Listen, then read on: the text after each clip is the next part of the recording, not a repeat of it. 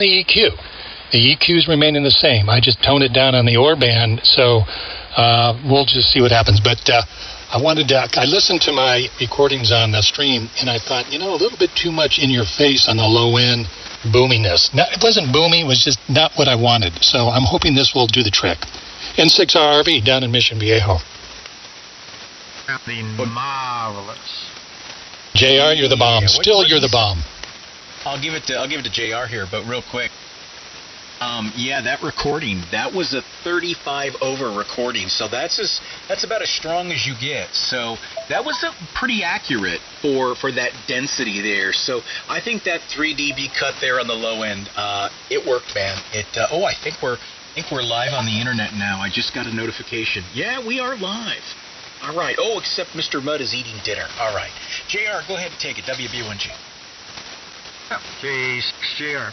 Yeah, very good, Scott. Sounds good to me, and I like it. It's, I think, more natural, more balanced. I realize you didn't do anything to the highs, but when you do reduce the lows a little bit, it makes the whole platform a little bit more articulate.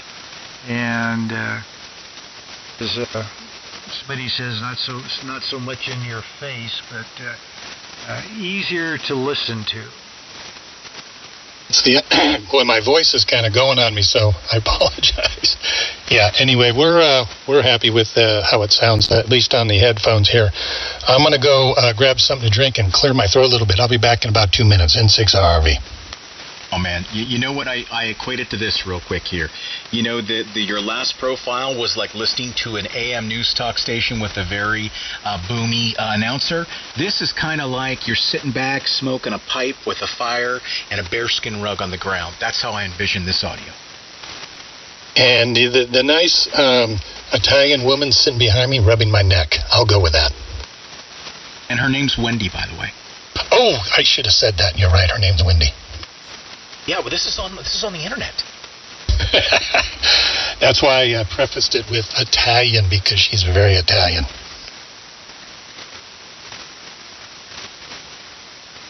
All right, we'll go rinse, drink, whatever. Oh Lordy, yeah, he does, JR. He does sound good, doesn't he? Yeah, I like it. Sounds good to me. So good to hear you, Scott, and welcome back home to the other home. I understand you got a second home up there. You'll have to maybe you already told the other guys, the night shift guys about it, but us old people that go to bed at 8 o'clock, we kind of miss some of the ESSB happenings from 8 to 9 to 10 to 11 or whenever you guys give up for the night.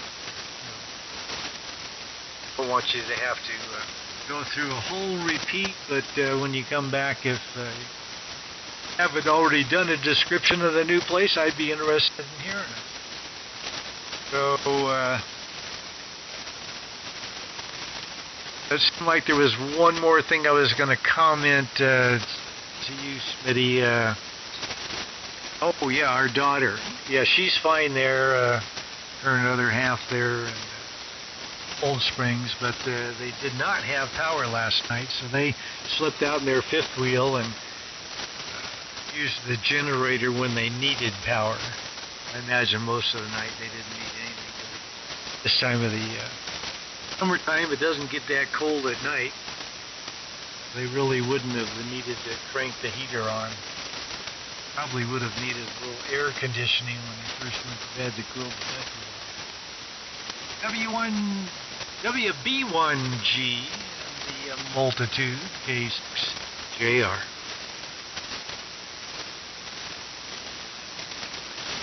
Well, yeah, good to hear. She's all situated and all that. That definitely eases the mind. Sorry to hear she's part of the 40,000, I guess, that you said that are without power. So, did she get it back, or is she still in the dark? They did get it back very late last night sometime. Roger. All right. Well, cool. I hope they get a handle on it, on that fire. I got a camping trip here in a couple weeks at Stampede Reservoir, right there on the other side of the state line. Well, obviously a little south from you, but we kind of have an annual thing that we do out there. So, not that it's in danger or anything, but of course the smoke. I don't know what direction it's blowing. As a matter of fact, I'll ask, how is the smoke out in your neck of the woods? Is it coming north or going west or what? Well, I haven't been outside for maybe an hour and a half, but I don't believe we have any of the smoke from that fire, the hawk fire, up here. Right now, the breeze is 9 miles an hour out of the west. So all that smoke will be going out to Winnemucca. Yeah, they can handle it. There's nobody that lives in Winnemucca, right? No, I'm kidding. WB 1G Whiskey Bravo 1 Golf. Well, good. Happy things are good for you. Yeah, I was going to say earlier when you were telling me your late night, I was like, that is super late for you. At any rate, yeah, you're a brave man. Well, had I just said, "Oh, it'll be okay, deal with it," and gone back to sleep, it probably would have created more stress than I cared to have to deal with.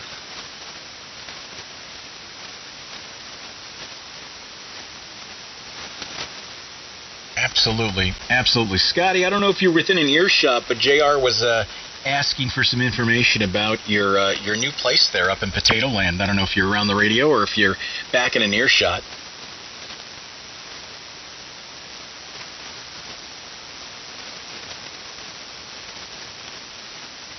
Like son, like father, when they go away for a while.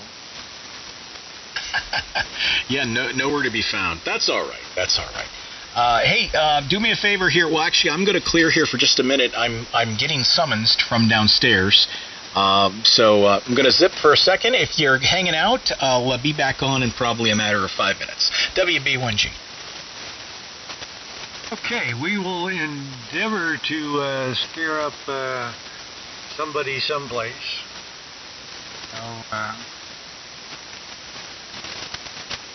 Little purple people from Pluto. I always enjoy speaking with them. This is Kilowatt 6 Juliet Radio, Northern Nevada. Yeah, that's Anybody care to join us this evening?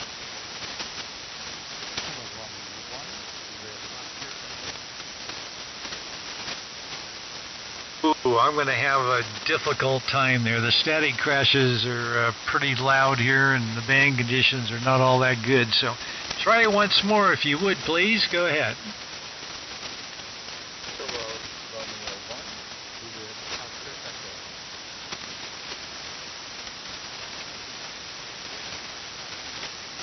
Okay, I think I got KR1 Joe. Is that correct? Over?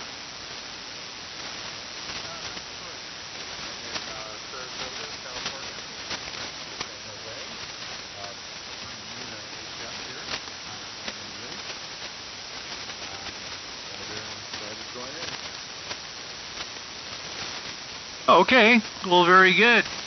I think the band, there was a solar flare yesterday, so we're dealing with the aftermath of that, and conditions aren't real great. I'm running 1,500 watts here, and I'm guessing maybe you're just running 100 there in Saratoga. So, what kind of new radio did you get, and what's your name? Well, it's a vanity call. My name is Joe. I just put up a end-fed half-wave on my roof, and I'm running on a ICOM IC7300, and just put it up a couple days ago, so just trying out HF, and hopefully you'll make it in. I'm only doing about 50 bucks.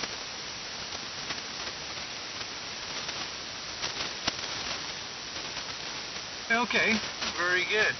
Now maybe one of the guys that is copying a little better can give you a little better report than I can. I'm about 40 miles north of Reno, and got some pretty good S9 static crashes, and your signal somewhere is down around an S6 thereabouts. So it makes it a bit difficult to. I'm not getting 100%, but I figured your name probably was Joe, but I figured I'd let you tell me, and that's like my call sign K6JR, and my name is JR. So. We could almost be twins, Joe. Oh, that's pretty funny. Yeah. So I just upped it to 75 watts. I don't know if that makes a difference.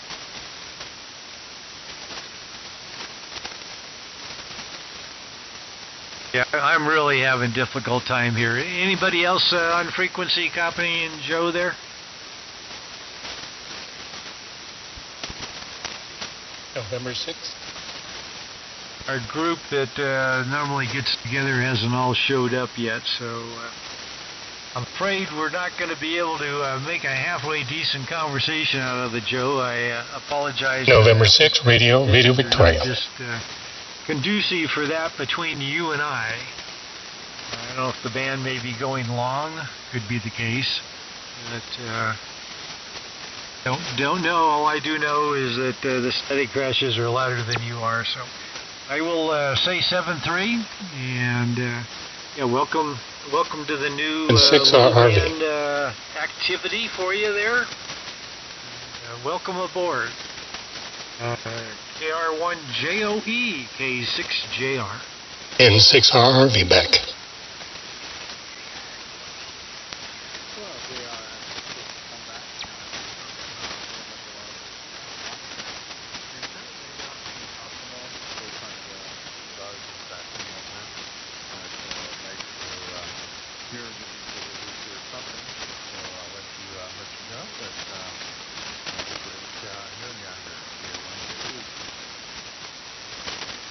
Hey Joe, yeah, that helped quite a bit. Like I said, I'm running 1500 watts, so you can see what my signal is and figure out what it would be if I was only running 100 watts or 50 watts. Nice to meet you there. And Scott, welcome back. I was going to ask you about your new place up there in Idaho.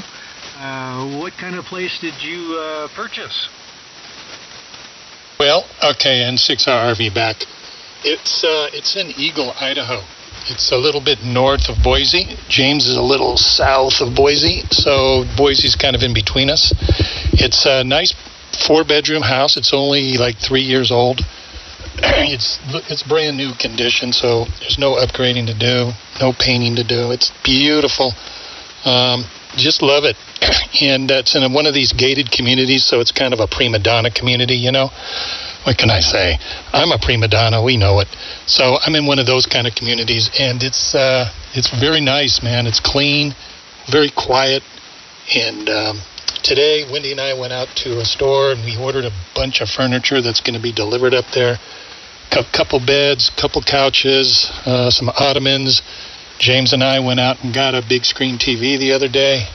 That's getting installed on Wednesday. So, you know, we're doing what we got to do, man. We're going to get that place looking good. And if you're ever in the area, you need to stop on by. James and I went shooting at the shooting gallery. Let's see, that was on, what was that, Thursday? Friday? So we just had a blast. Anyway, it's a great place up there. It was hot, though. It's 100 degrees every day up there right now. A little warm, kind of like down here. N6RRV. Well, very good. Congratulations on the new dwelling there. Very good indeed. Yeah, I got a kick out of James. Says he's gonna sneak over there with some number 24 wire and put an antenna up in the backyard. Well, that's the plan. We'll have to figure out how we're going to do that, but that's the plan. We got a couple trees back there that definitely can serve as some camouflage. So we're looking forward to it, JR. It's going to be a lot of fun. Now, the beauty of it is that I'm going to stay down here in Mission Viejo, and Winnie and I were going to go up, you know, every couple months, we'll go up there for a couple weeks, come back. A couple months later, go up for a couple more weeks, come back. Just enough time to visit the granddaughter, visit James, and hang out. It's all good. Yeah, very good. Yeah, that's kind of what Bonnie and I do with our Brookings place. We try to get up there for a week every back from month. dinner. But sometimes Welcome to everyone on the stream. A month and a half with Got some ESSB activity here. We're slowly joining. So before we get remember, back up there, go to N6MUD for interactive chat. A good friend that's moving back to where she came from back in Wisconsin. She's getting a little old around the edges and all by herself, needs some help, and all her family relatives are back there. That's where she's from. So she's going to go back home. And Bonnie's very sad about that, but she also understands that that'll be the best place for her to get some assistance and not end up in some nursing home or other place that most people don't want to be, but end up in anyway. So very good. Well, I hope the clandestine antenna works out. I didn't live in an HOA when I was down in Palm Springs, but I tried to keep things somewhat low-keyed, and so I used number 24 wire run amongst some palm trees. That's the trees we had available in Palm Springs, was palm trees. They make great wire hangers. The old palm fronds that get cut off and dry out, and they leave a little stub sticking out there that is just right for hanging a wire from. And my next door neighbor, he had a palm tree right on the fence line in his yard. He was an electronic engineer, so he knew a bit about ham radio. And I said one day, "Hey, would you mind if I run a wire to your tree there?" He says, "No, not at all." So, I didn't waste any time doing that. I didn't want him to change his mind. So I got the wire right up there, and I had a loop. Had a 660-foot horizontal loop running around the palm trees. And a week or maybe even more later, he was out in his front yard, and I walked out there, and we were chatting. He says, "Hey," he says, "when are you going to put your wire in my tree?" I says, "It's been there ever since you told me that I could put it there." And that number 24 wire, even I, knowing where it was hard to see. And if somebody didn't know it was there, they'd probably never realize it was there. Yeah, that's the beauty of wire. I think I have 16 size wire. I don't know. I really don't know. Is there much difference between 24 and say 20, 16, 12? I know the lower you get, the thicker it is, but what does it do in terms of performance? Pretty much nothing. Some people say, "Oh, 24 is too small." Well, if you do the calculations on it, it'll handle 1500 watts, no problem. But it is considerably smaller than 16. 16, you'll be able to see it. And so will everybody else. But you put number 24 up there, and it darn near becomes invisible. Hey guys, good evening. I used to run 24. I had no problems. Good evening, N6MUD. Because you really can't see it hardly at all unless you're really looking for it and you're not that far from it. You really can't see it. Yeah, so I don't have it up very high. I got, it's a kind of an inverted V, and I think the apex, the bottom, only about 8 feet off the ground. And as you go outward, about 45 degrees in each direction, a little bit pinched in, not exactly 180 degrees, maybe 160 degrees between the two of them. I'd say at about 22, 24 feet. That's about it. And of course, right now I'm only running about 1200 watts. I could boost it up, but I'm only driving the amplifier with 6 watts. So there you go. Yeah. Hey, Craig. Good evening. Go ahead. Hey, good evening, guys. Scotty, I liked a new sound. definitely sounds more brighter, less lows, and a little bit more brighter there. So I was just making a comment there about I used to run 24 gauge wire in my loop, and like JR said, there's really no difference. Really, the only difference, if it was any, would be bandwidth, right? It's not as broader bandwidth, but if you got an antenna tuner, it doesn't matter. The reason why I switched to 18 was the 24 gauge wire would break in the winds, like the poles would move around a lot on my loop, and the 24 gauge wire would break. So that's the only reason why there, Scott, I switched to 18. 18 is much stronger than 24, at least from what I can tell. Yeah, it makes sense. Yeah, it certainly does. Just so you know, Craig, I told Smitty this and JR that over the weekend what James did, he went on my Orban and dropped the low end portion of my audio down about 3 dB. Didn't touch the EQ at all. The EQ was the same. Didn't touch the EQ at all. But it was just the Orban, the processor, down 3B. So that's what you got. The antenna, I had to do some changes. So my ballon fell off the wall, so I had to go and redo the wire on that. So I got a clean signal going out, and I'm not going to have any problems with the SWR like I was last week before I left for Idaho. So right now I'm deflecting about 8 watts. That's about it, and about 1,300 watts. So I'm really happy now. I think I'm in the game now. Oh yeah, it sounds great. Good job on making those changes there. And yeah, it sounds more like I guess it sounds more like you would have sounded on, or did sound on, James's station there. So good deal. And I'm streaming, guys, live streaming, and I turned it on earlier, but I had to get some dinner. So, but anyway, good to hear you on, JR. Hopefully the fire is not impacting you again, like for the 4th time or whatever. So. Anyway, hot day down here today. I don't know there, Scott. We got up to 98 degrees. 98 degrees today with like 50% humidity. So hopefully it wasn't that hot in Orange County. But anyway, next week's going to be brutal. But it's all right. We've got AC. We're not out in the outside and battling the heat. But it sure was hot today. Now, Craig, in my car, it has a temperature gauge for outside. In Mission Viejo, it read 107 degrees, and it was hot down here, big time hot. I got to go fill up my ice water. I'll be right back. N6 RV. Here is the potato man. Oh, hey, James. Do you hear the difference in your adjustments to my audio? Go ahead. It's not as crunched. Craig, what I did with his is I lowered the drive into his band 1 on the Orban, which is the low-end band. It didn't change EQ or anything like that. It also smoothed out the release time so that it's not so, I guess, compressed. So, yeah, I like the sound of it. It sounds good. Good. I'm going to go, you're louder to me tonight. You're about 10 over down here, James. Sounds good. Let me go get a refill. I'll be right back. Very nice. Yeah, you're 15 over, Craig. You're 25 over, man.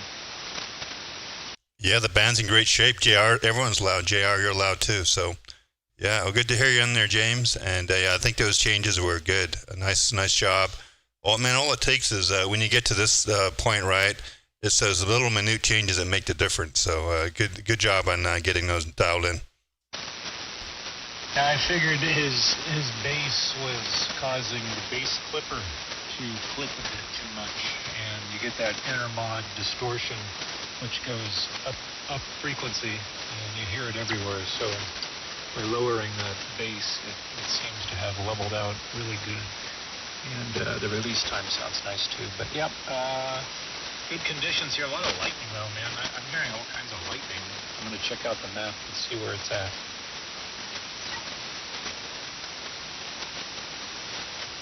I'm getting steady crashes up to almost S9 here. There was one guy that was only running 50 watts that got on here, and I could just barely hear him through the static. So, and there was a big solar flare yesterday also, which doesn't help out conditions too much. Little Pac-Men are absorbing some of our signal up there in the ionosphere due to the saturation from the ions crashing into us from the sun. So Yep, I like your dad's audio now. It's more relaxing and pleasant to listen to. So I give a thumbs up on that one. Oh, very good. I need to send him a laminated placard with JR thumbs up approval. Very good. I'm seeing here there's lightning in Nevada, Colorado, some in eastern Idaho, Montana, Canada, down in Arizona. So it's active tonight for sure. But yeah, you're way above it though, JR. You're about 25 over. Like Creek is really strong. You're not smoked out there, are you? No, the smoke from the fire is going eastward, and we're north of where it is. The edge that would be closest to us is about 12 miles away, so no smoke here. Okay, well, 12 miles, I'd say that's mild to moderate pucker factor. So when it gets to like 10 miles, a little bit tighter on the squeeze, but very good. Yeah, well, we were evacuated 3 times last week, and it got within 3/4 of a mile. So 12 miles, that's a piece of cake. And that 12 miles, it's not headed this way. So it's going to stay at that point. And in fact, it's run into Highway 395, a major highway running northward out of Reno. And that has stopped its progression to the east. So I don't know where it's going now, but I think it's just probably burning back on itself, and it's a matter of containing it now and snuffing out the stuff. They've lost numerous homes. They don't know how many yet, but it's a bunch. So it was a very fast-moving fire, and it got into nighttime when they couldn't have the bombers up, so they were just using helicopters with buckets, and it was moving way too fast for helicopters with buckets to do much of anything. But the highway finally stopped it. Hey, JR, is having your ladder up to your roof and your 200-foot long hose ready to go, am I right? No, what happens here is they bring a fire truck, a little brush truck with its own water, and park it right in the middle of our property. And they got a sheriff's unit that comes to the corner of the property to keep looters away. And they do a mighty fine job of saving homes most of the time. You guys suffer looters out there? I'd imagine not. I'd figure a lot of you have backhoes and a bunch of acreage, and you're not going to find said looters. Well, see, we're not going to be here because we're evacuated. So whenever they do an evacuation, and this is the same all over, it's not just here. Anytime you evacuate an area, you have to send in folks to cordon off the area. You don't let anybody come in. You don't let anybody go out once they've been notified to leave. And sometimes that'll get handed over to a National Guard unit to do that security so that the officers can get back to doing more law enforcement duties. But and that's just a common thing that gets done, is secure the area once everybody's evacuated out of it. Copy. You're near a military base, are you not? We have the Air Guard base in Reno, and those are the guys that end up here, usually military police units. Oh, interesting. Cool. Well, I hope they get a handle on it. I was watching it last night on some guy's live stream. It was at that point 0% contained, which sucks. I think it was like 40-mile-an-hour winds wherever the hot spot was near the university. I'm hoping it's a different story here, but I guess carry on and monitor the situation.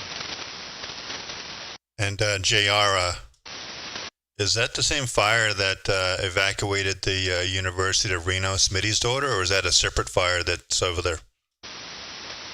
Yeah, that's the same one. It's called a Hawk Fire. That was where it started on Hawk Road or Hawk Court or Hawk something over there in Verdi. Well, okay, so that thing has spread quite a bit in the last week. So I thought they had that thing under control more. I guess not. But all right, well, as long as you're safe, and it sounds like it's maybe just burning itself out now because of 395 is the fire break there. So hopefully it'll just slowly fizzle out and just kind of go away, and then everyone can get back to their daily routine. Yeah, you're thinking of the bug fire that was up by my place here. This Hawk Fire just started yesterday morning, so it's a brand new one, and it was really moving fast. Okay, so I thought so. Those separate fires, and all right, I thought that was the case because I thought you live pretty far away from University of Reno there, so interesting. Yeah, we're about 30 miles up the road.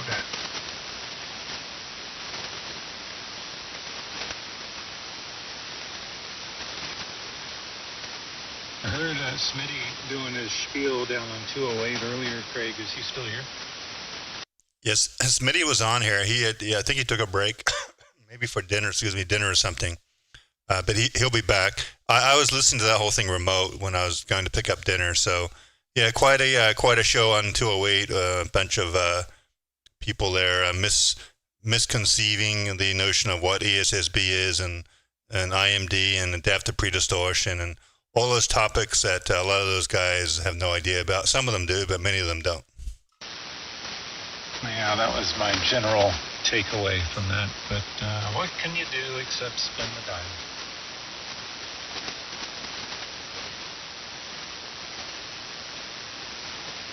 Yeah, and there's one guy there, Noel. He was trying very hard to get his IMD under control. He's got a 101 in the Lux, and it didn't matter what he was doing. I mean, literally, the way to fix that would be to lower his drive power way down, and he probably would have fixed it. But which leads me to the next topic here. The Mercury 3 is being discontinued. They're no longer producing any new Mercury 3s. KM3KM on the website posted a photo of the Mercury 3S with a discontinued stamp across the top of it there. So there you go. Mercury's only producing the Lite, which is a 500 watt battery powered amplifier, or maybe 600, and then the Lux, no more 3. So the legacy, man, that Mercury 3 is what put KM3KW or KM3KM on the map. You know, that was the amplifier that everyone wanted. That there's over a year's waiting list for. So that legacy is ended. Yeah, I saw that last night. I don't know how I ended up there, but I ended up on that Facebook page. And that was like a post he put 2 days ago. But, with the Lux, you're swinging for the fence, and the Lite is for us poors who don't want to spend like $5,000 or whatever it is. But I love my Lite. I noticed my wattage output is a function of my battery voltage. And I think you can bring this light up to 55 volts. So right after I'm done charging it at 55 volts, 2 watts will get me about 550 out. And when it settles down to about 53 volts, it goes down to 400. So it's really sensitive to that voltage input. Over. Well, that's interesting. Wow. Okay. Well, I thought you'd have to drive it harder than that. Are you in the QRP mode there, James, or are you in the regular mode? Nope, I'm in regular. I generally do the regular. I noticed somebody else there on the Facebook page made comment about that, how I think he was putting like 3 watts to get 500 out. So a lot of the guys, they run the 48 volt e-bike batteries. Mine's a 52.1 volts, so a little bit spicier battery. Yeah, those batteries range voltages 48 the lowest to 52 point whatever one I think it is their maximum charge. So yeah, your battery will probably drain down to 48, and it shouldn't go much lower than that, I don't think. But anyway, so well, good deal, man. At least it's working out for you. And yeah, your signal's fine. You don't need more than 500 or 600 watts. It works good for you. And 100%. You can go 100% off grid, so on battery power. So yeah, it's a real nice solution for you. You can always put more beans in the sack. Hey, Smitty. Hello, gentlemen. And good evening, WB1G. Hey man, thanks for stepping in this evening on 208. Go wash all the mud off, Smitty, wash the mud off. Well, that was entertaining, I gotta say, and it really was I couldn't have planned that any better, where I'm talking about IMD, and then of course somebody comes on the air and they prove my point. I walked right into that. Yeah, Noel's always constantly being splattering 8 wide, and typically he doesn't care. But because there's so much attention on him, I think today, that's why he decided to try and fix it. Well, then I am evangelizing pure signal and the block of cheese. As we all know, with Jeff's DX10, when his ALC goes above, I don't remember how much, it's like 3 or 4 chiclets on the ALC, that's when it becomes very apparent.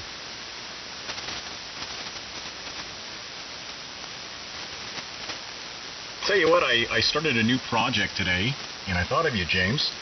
I've got typical star pattern network configuration, right? Main router, and then basically just an octopus of wires that go out, and then individual switches to service more than one device, maybe, or something like that.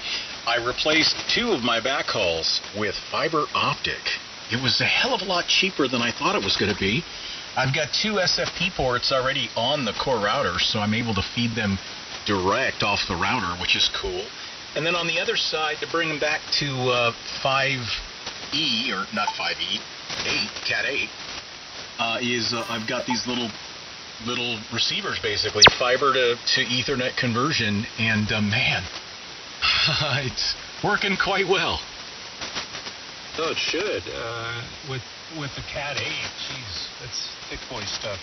And by the way, I'm so glad to say that when you said you had a new project and you thought of me, it's not that you're building a new desk, over. Well, I mean, let's see how this all turns out. I mean, that could go that direction, but at that point, I won't be thinking about you there, over. Okay, fair enough. Oh, thank God. All right, well, yeah, fiber is the future. It's only a matter of time before these switches and routers, I guess you have like a Ubiquity, am I right? Roger Dodger. I've got I think it's a 12 or a 14, the edge router. And I love it too because I'm still an old CLI guy, which I don't really use it much on there, but it is pretty handy.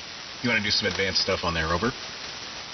Yep, fair enough. I personally hate CLI now going forward. That was big for me in like the 90s. Hey Steve, I love the AI description of your image. Oh yeah, but nah, not anymore. Hey, you're done. You're over it. I need a picture. I need buttons. I need it to look like my F-16 cockpit that I'm flying and bombing MFers at 40,000 feet.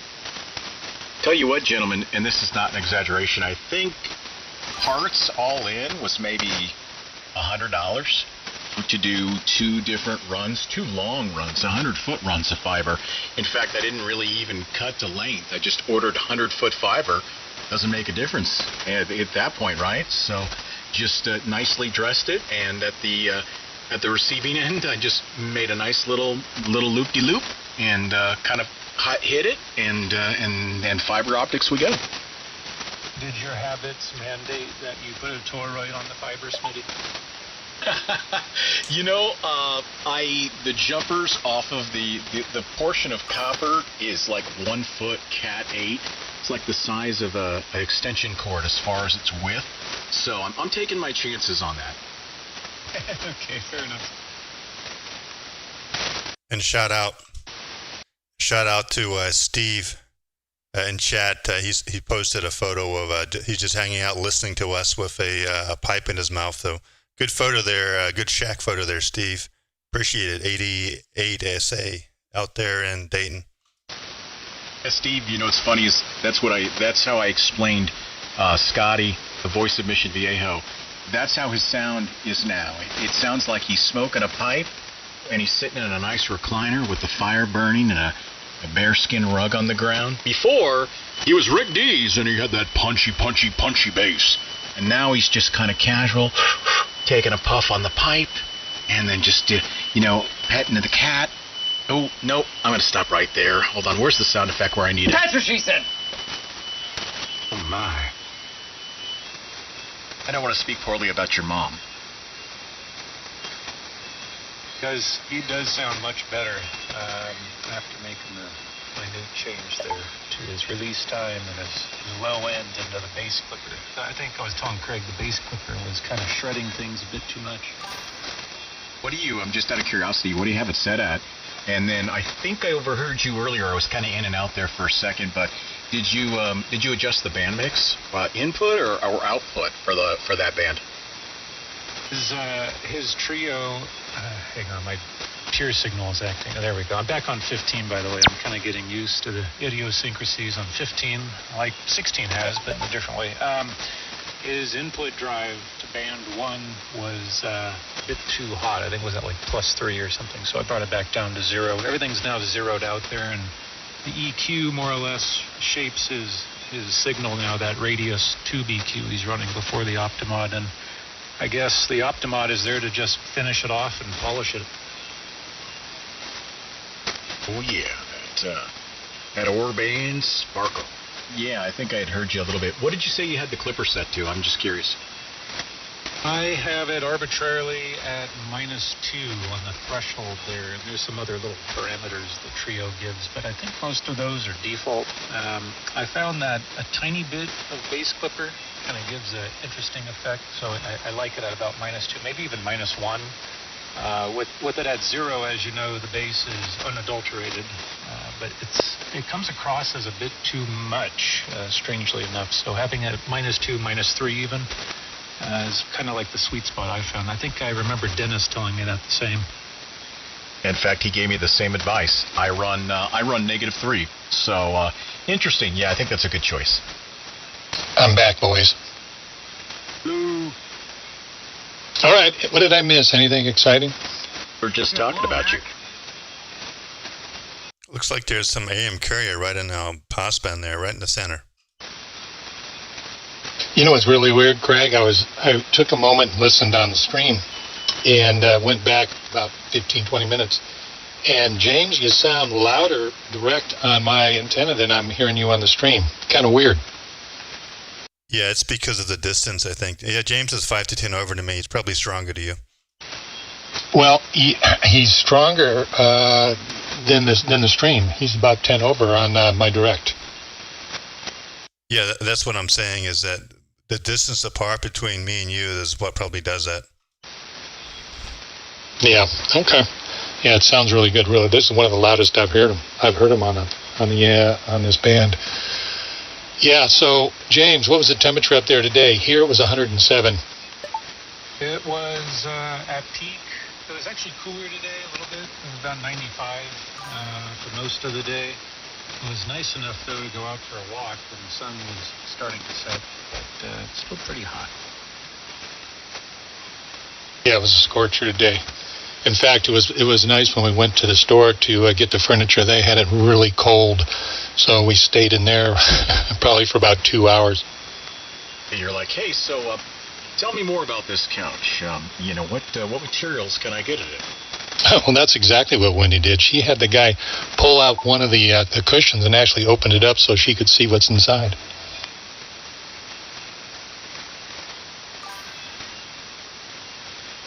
Guys, time for the old guy to hit the sack. I only got about 4 hours last night with all the hoop-bob going on with the fires, so I need to go close my eyes. Good to hear everybody. Everybody's sounding great here. No troubles at all. Welcome back home, Scott. And 7-3 to 1 and all. K6JR terminating today's broadcast. Man, All right, see you, JR. Don't get barbecued.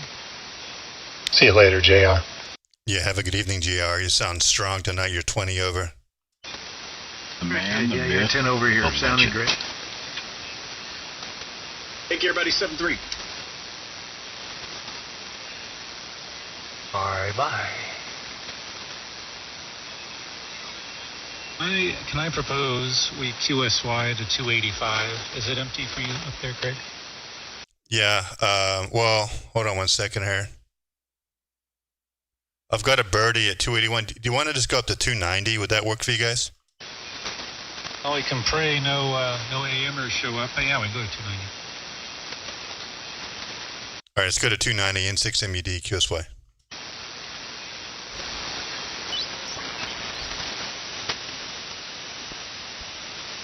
Is the frequency in use in 6 MUD? US 7K.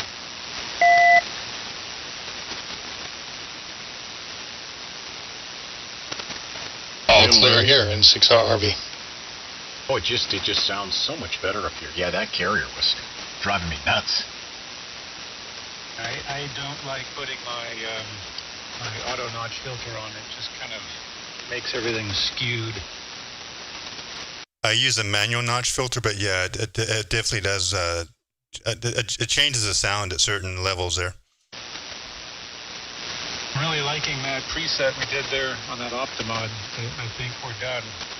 The only thing left to do now is to take a picture of everything when you inevitably bump into it. Well, I can't make any changes unless I go into the internet, into the program itself. It's not a question of EQ that we touched. It's on the program itself. I'm not talking so much about the Optimod. It's more that radius, and I think that's the only thing you have there. But yeah, the radius specifically, and your input for that microphone preamp. Oh, yeah. Oh, I never touched that anyway. That is what it is. No, it's looking good now. It's funny. This frequency, I actually have a better SWR, and reflected power is 1 watt. So very efficient at 7290 at about 1,000 watts. No, about 1,200 watts.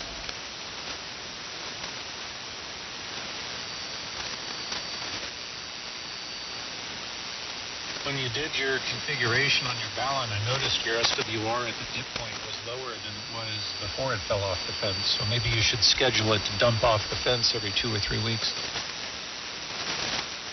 Well, I tell you, I took it off and I took the wire out and I skewed it. It's down to the, it's so shiny, all that coating was off, and wrapped it around the poles about 2 or 3 times, and made sure when the wire exited the poles that it did not touch any of the electrical or the Velcro tape. So I kind of angled it up so it's a clean wire from the mast all the way down to the poles of the Ballon. Or from the Ballon to the pole, is the wire ending before it reaches the pole, or does it go through the eyelet and down the pole a little bit? It goes down the eyelet about 2 feet. I have the dog bone there. Okay, cool. Yeah, nice. There's not much current happening at the ends anyway, so it's about 2/3 down the wire where most of that magnetic radiation, the current part is. So good deal. Yeah, I have pulleys on the poles, so I can adjust how taut I want the wires to be. So, worked out pretty good.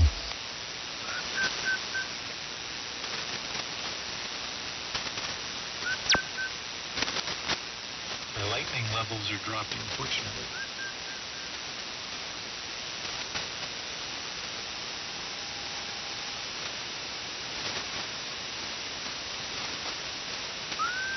So Scott, when I heard you earlier saying you guys are buying furniture now, so I'm assuming the next time you go out there to Idaho, you'll be able to actually move into the place and live there, huh?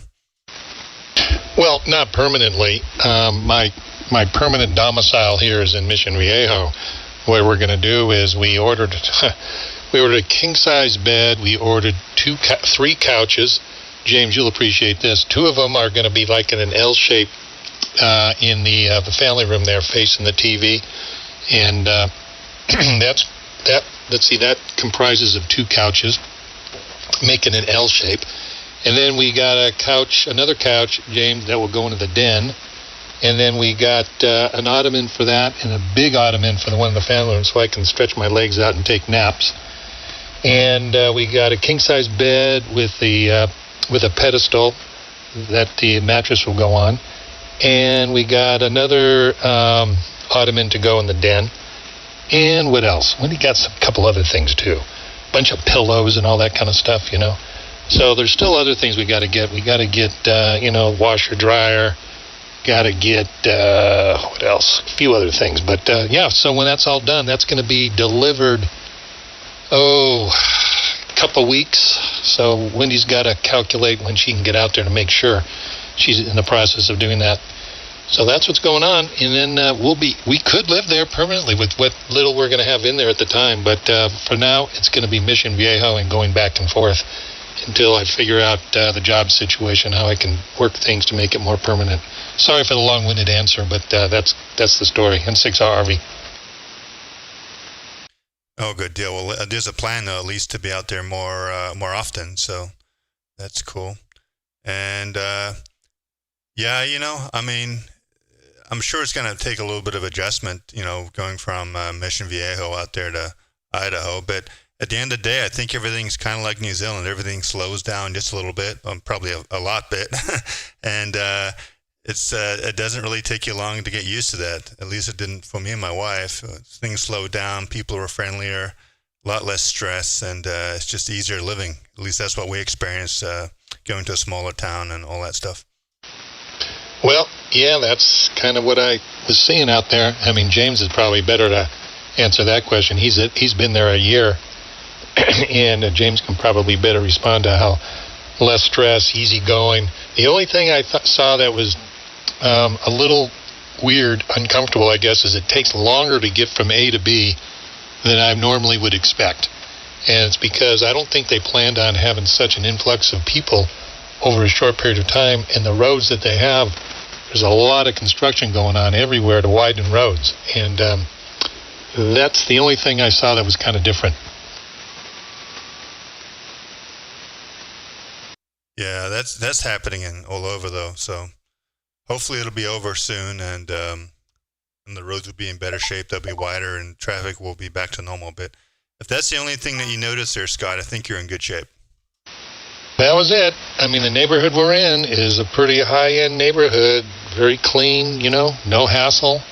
It's beautiful. Got lakes in the association, and it's like an association. Lakes and rivers, and it's just, it's different than what I'm used to. It ought to be quite an adventure.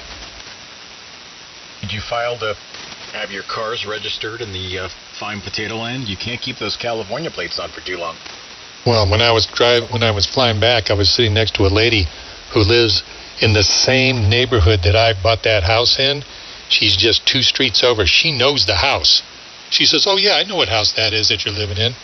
And she said that if you bring a car over, have that car license plates changed immediately. People do not want Californians coming into Idaho because they associate Californians as liberal maniac ideologists of left wing, and they don't like it. They're very conservative up there, and they said don't be driving around with with California license plates.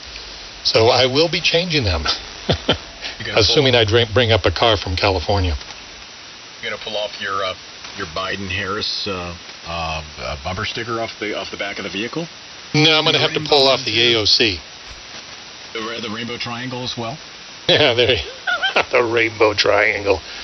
No, you walk around town in that particular area. It's what is it called, James? Riverstone. That's the area we're living in, Riverstone. The lady told me that about 40% of the people that live in there are all from California.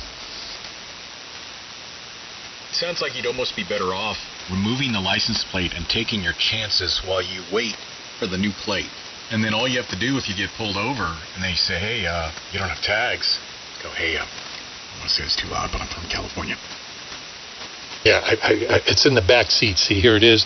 I'm just trying to avoid any confrontation from anybody. But I do have a license. You can run it, but I don't want anybody else to know. So cut me some slacks. I'll have my new license in about 2 or 3 days. But James, you got yours right away. You got a paper license until the plate actually came, right?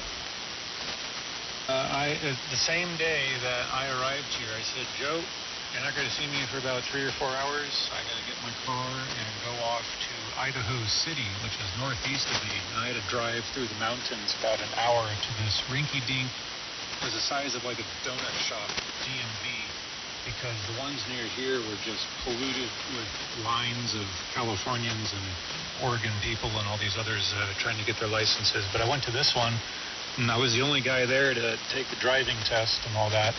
I almost missed it by a question, by the way, so that would have been a wasted day, but fortunately that didn't happen. But yeah, it was real interesting, because out here it's all flat, minus the mountainside near the airport, but over there it was like a national forest in Washington State. There's big trees, like crazy rivers everywhere, windy roads. It was a different scenery altogether, but yeah, I did that on the first day. Over. James, did you hold standby? Take a sip of water there, old man. Oh, what's going on over there? He's puffing on his cigar or his pipe, right? I said he sounds like he's surrounded by rich mahogany and leather-bound books with the fire burning, and that's what he's going to be in Idaho, right there. To get his Corinthian leather. Hey, good evening, Bob, and good evening, N6 MRO. Hey, RB, good evening. I'm glad MRO got up here. Yeah, he just got his Hermes, so yeah, it's a good thing. I'm sorry, you got a little doubled up on who got their Hermes? Robert, N6 MRO. N6 MRO. You know what's funny? Whenever I hear Hermes, because I'm a 12-year-old in my brain, I think of herpes. What does that tell you about me? That you got something going on your lip? I went to Chico State, big party school up in NorCal, and it used to be a joke that I think like 1 in 4 people have herpes. Absolutely. Sorry, I didn't mean to jump in like that. Robert and I were talking downstairs, and anyway, I jumped in just because I saw your signal. W6RFB. I apologize. No. You only have to apologize if you cut the cheese, you know. It's okay. Come on in, man. We always have. Hold on 1 second. Let me check. Yeah, we have a stool. I'm pulling it up here, so got it right here next to me here. So take a seat, man. Join us. All right, very good, Scotty, or Smitty. I'm sorry. Jeez. I'm all over the place. Yeah, I want to. Robert, MRO. Can you transmit and everybody can analyze your signal? Good evening, folks. Robert here, N6 MRO. I'm running first round of the Hermes Lite 2 into Thetis, and I got a whopping 50 watts right now. I have this thing nailed down to the wood. Number 1, can you hear me? And number 2, is it worth hearing? 10 over in Reno. In Idaho, you're like 10 over S9. Hey, you sound great. You sound great in Sacramento. There's some objectionable frequencies there that you can dial back a tiny bit, but we hear a full 4K at least. How old? How open is your TX? Oh, let's see. The low is at 20 and the high is at 4,000. I'm hearing low latency. Yeah, I am too, actually. Okay, you, James, this is the way. You know what you need to do. Hey, first, is it MOR? I'm sorry. And what's your name so I don't call you by 3 letters, right? Feel free to slide that bad boy to 6 so we can hear all that goodness.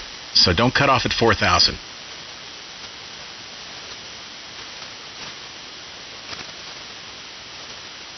All right, that was a lot of fun. As he's doing that, right here, MRO.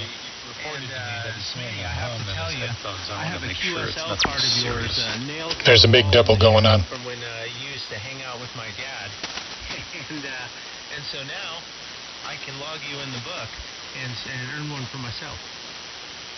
Fantastic. Bit of a triple there. What was the name again? Sorry about that. I missed that on the double. The name's Robert. Okay, Robert. We've got some good changes for you. In the meantime, stand by 1 second here. Potato Land, go ahead. To radio free, do a quick transmission and make sure you don't have a hum. Yeah, N6RRV. James, I was going to ask you a real quick question, then we can get back to the gentleman who needs an audio report. Did you have to take a driving test and a written test up there? Negative. Only the written test. And it's a little tricky, so you do want to read the DMV, like, informational about it. Okay. All right, N6RRV. Hey, N6MRO, in your Thetis, you need to go to Setup at the top left, and then you need to go to the DSP tab, and then you need to go to the the Options sub-tab. And there's a column called filter type column, and it's going to have low latency in all of those selector boxes, and you need to change that to linear phase over.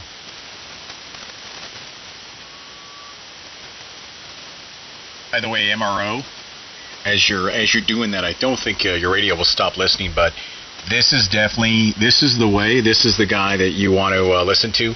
He's had his hands, oh boy, this is not going to sound right. I just might as well preemptively do it. Yeah, that's what she said. He's had his hands on all of our radios.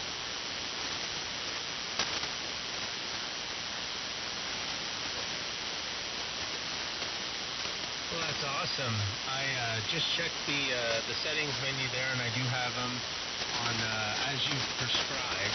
I noticed Writing them up, James. Quite the delay.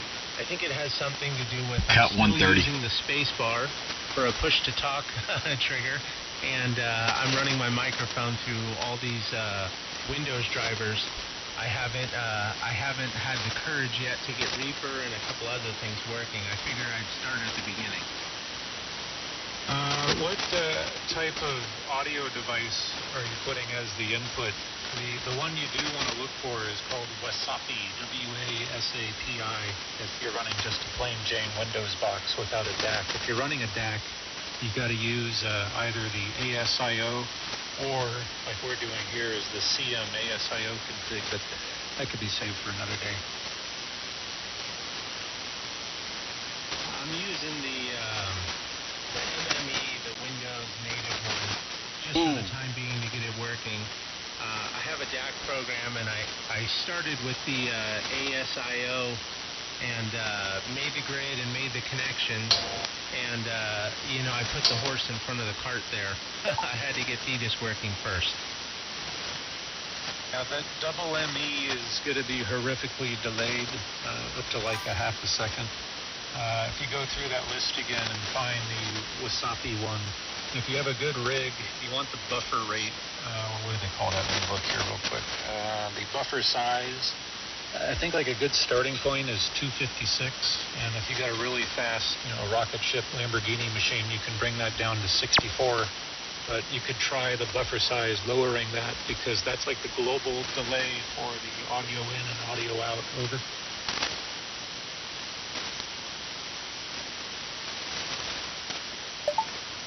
Understood. I'm in that settings menu right now. I got Windows Direct Sound. I misspoke earlier. My buffer size is 2048. I'm told I have a hot rod computer. Andy put it together for me.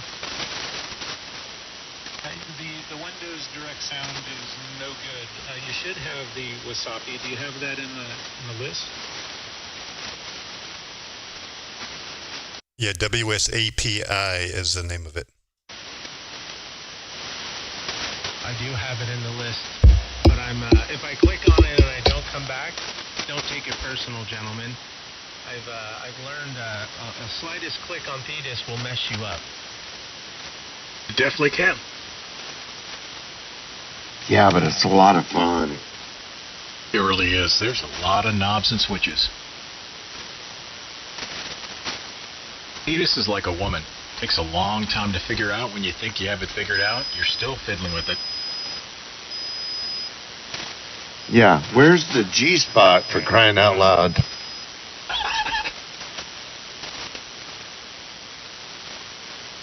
Well, he hasn't come back yet. Yeah, I think Robert will. We were down on 7208 or something, and I said, I see their signals up there. We got to go up there and talk to these guys. So I'm glad we did. Sounds pretty good out of the box, honestly. I mean, he's got one cut to make, and then a little bit more brilliance up above 5, but he's not bad. He's using the Fiduce microphone, right, Rob or Bob? And his dad, Kenny, I don't know if you knew Kenny, but such a personality. And Robert's got the same personality. It's funny. Robert, was that you?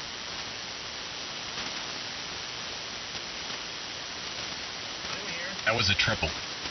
Yeah, the delay is killing us here. We got to get you off that garbage direct sound nonsense.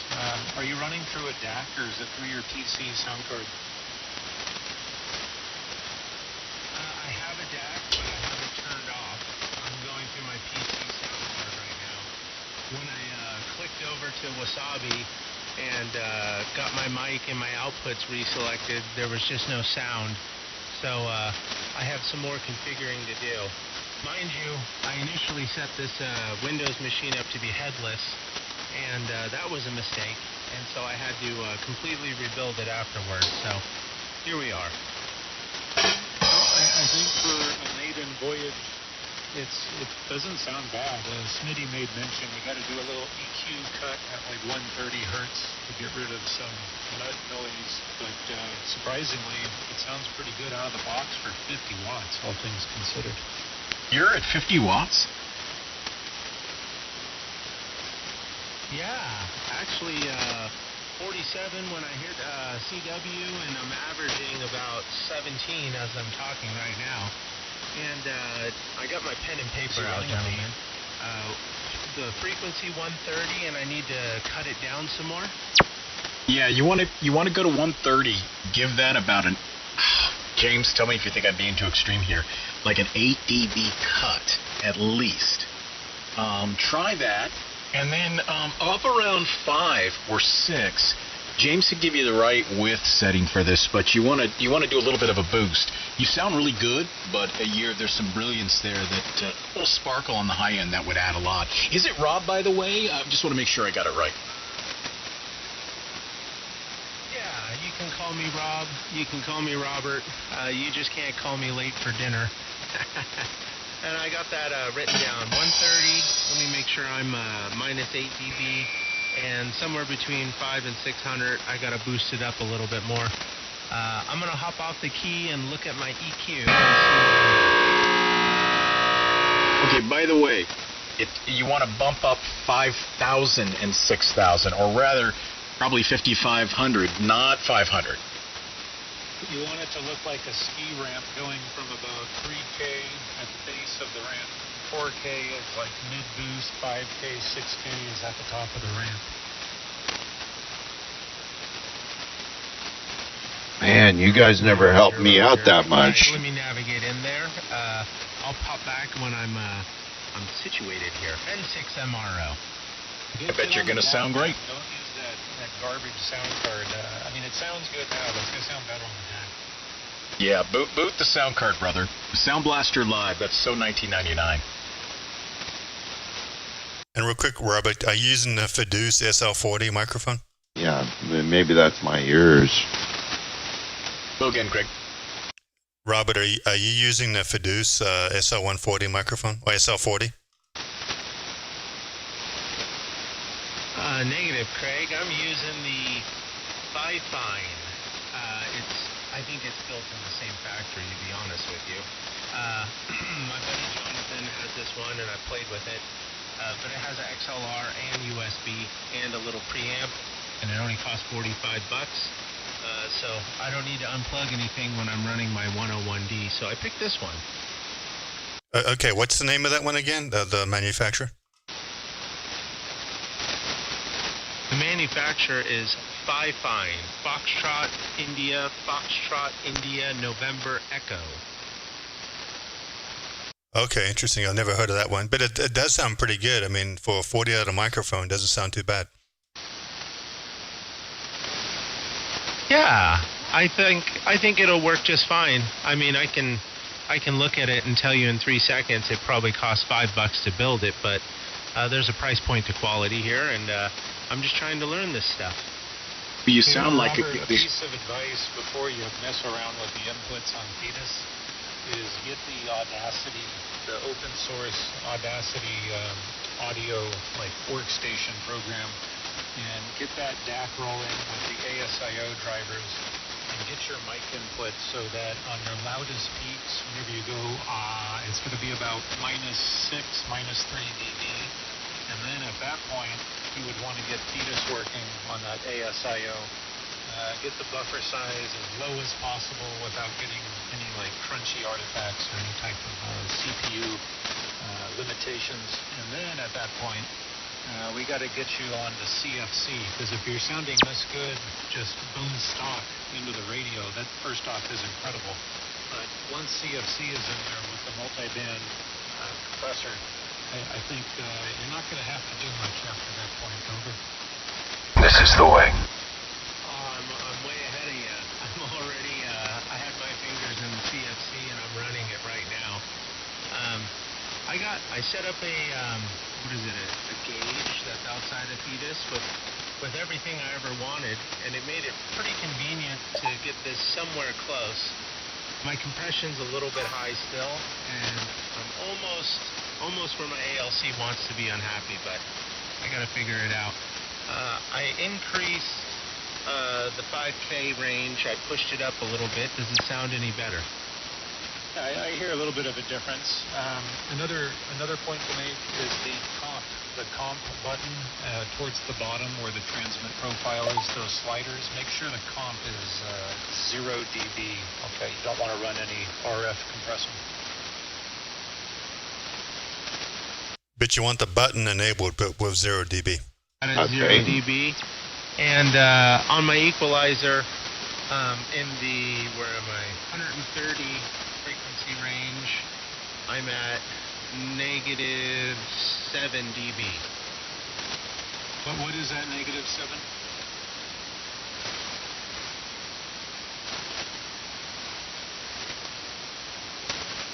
Repeat, what is that -7?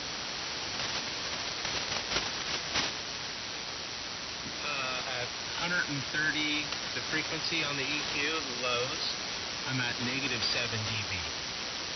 Okay, yeah, I know. I think that's a good spot to be at right now. Your biggest homework assignment is get off that trashy sound card, bud. Hey, though, Rob. Well, I'll add that to my list for tomorrow after work if I have some time in between the other chores. I really appreciate you gentlemen helping me out. This is my first time playing with an SDR in this space, and I've been listening to you guys like a fly on the wall, and Craig, talking to Craig on 255 for a long time, and just hearing you guys, seeing what you can do, and hanging out with Craig has inspired me to dip my toes in the water, and so far it's a lot of fun. I appreciate you guys. N6 MRO. Hey, Rob, let me just tell you real quick. Bud. I mean this when I say this. Coming out of the box right now, coming on the air tonight, one of the best Thetis sounds without any tweaking. So you are so close to having that dialed. I mean, you're in mile 24 of a marathon right now, and you've already done some of the hard work. So I agree. Your homework assignment is get the DAC going, get Wasabi going, or even better, CMA-SIO. I don't know if we asked you, but what's the DAC that you say you have, WB1G?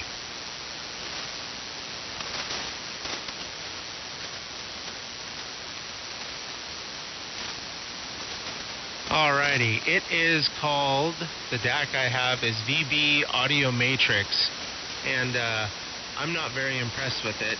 It's very difficult to use. I got it to work a little bit, and then it stopped working, so I went back over to Windows. So I'm open to recommendations. Go, Smitty, with the recommendation. How much? You don't mind me asking? How much do you want to pay? What's your budget for a good DAC? Because there are some recommendations that a few of us have here. Well, if I can find it in a back page of the internet or in a dumpster for $300, that's my story, and I'm sticking to it. That's a fair answer. Volt number one, UA volt number one. Don't listen to Smitty. What's? I've got two recommendations. I've got an M Audio DAC. I've heard those. They sound great. And then I'm a fan. Craig and I both run the same DAC, and we love it. Never an issue. The Solid State Logic SSL2. Definitely, it's $229 for the MK2 model right now. So that's a deal right there. But you know what? The M Audio is going to get you in for cheaper. That's for sure. You just want one that's got a good, stable ASIO driver. James? I agree on that last point. The reason I recommend the universal audio volt number one is it gives you the lowest latency on ASIO on pretty much any device that I've seen. And then on top of that, with all of these other DACs, you get the ability to monitor the microphone. But that's assuming you have an XLR or that firefighting microphone. Do you have an XLR? Yeah, this Firefighting does have an XLR, but I'm not using it on the Hermes. I'm going via the USB cable. The XLR is going into my 101D. Okay, yeah, so use XLR, turn the monitor function on with the DAC, so you can at least hear yourself in real time. And then you'll get super low latency into Thetis. We're talking like 4 or 5 milliseconds at most over. I'll work to that point. I think right now I have a half a second of delay with everything. It makes it difficult to hop in with. I think he's longer than that. But I guess it's like one bite at a time, right, gentlemen? I'm happy it's working. Well, here on frequency, we eat the whole cake in 1 minute. Yeah, it's working good, Robert. No problem. The half millisecond is just part of it.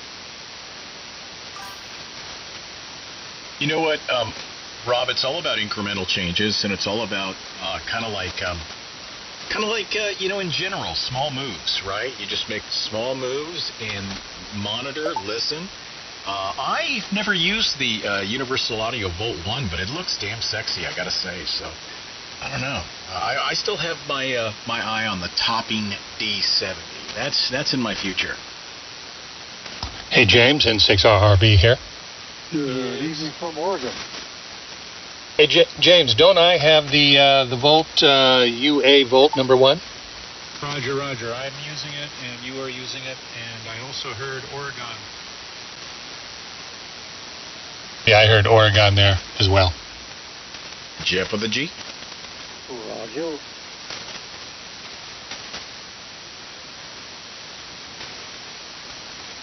Good evening, Chris. And a quick question for you, Robert.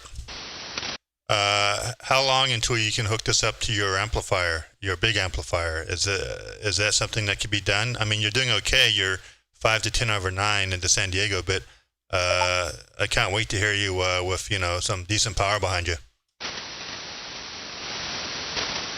You know, Craig, I had hoped I can run some real power today.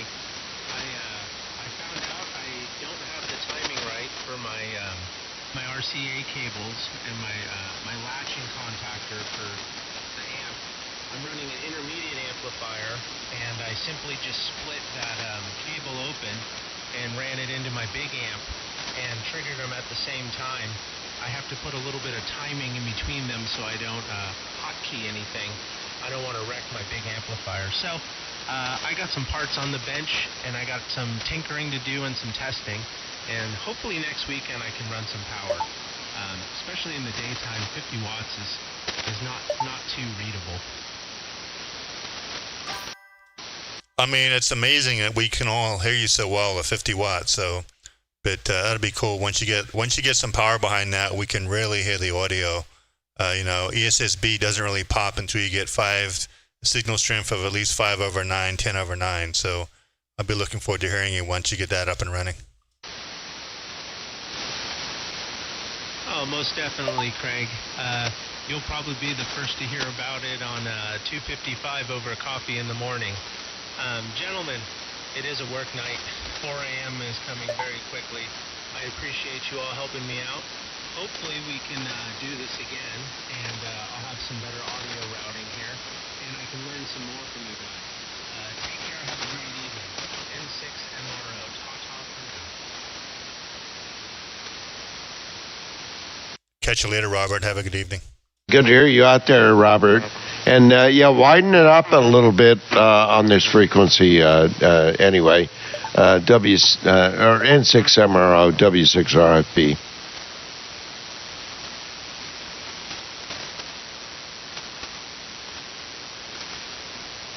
Yeah, it was really starting to sound better there with that cut at 130, and then obviously you did a little boost there. Either that's 5K at 5K or 6K, but you really, I got him pretty good. He was sounding really good. Is he running a Hermes Lite? Roger? Yeah, Hermes Lite I thought he was on an Anon. and they just got it. He sounded great in my headphones. Pretty good. Hey, Bob, did you send him your profile, which I think was Jeff's profile from the beginning? No, I didn't. I said I would, but he didn't. He's just running stock. Well, he just figured it out for himself, which is pretty cool. He got that far on his own, so good deal, Robert. He's a pretty smart dude. I was getting him last transmission almost 20 over on 50 watts. Insane. That's just nutty. And I heard a Juliet whiskey in this one.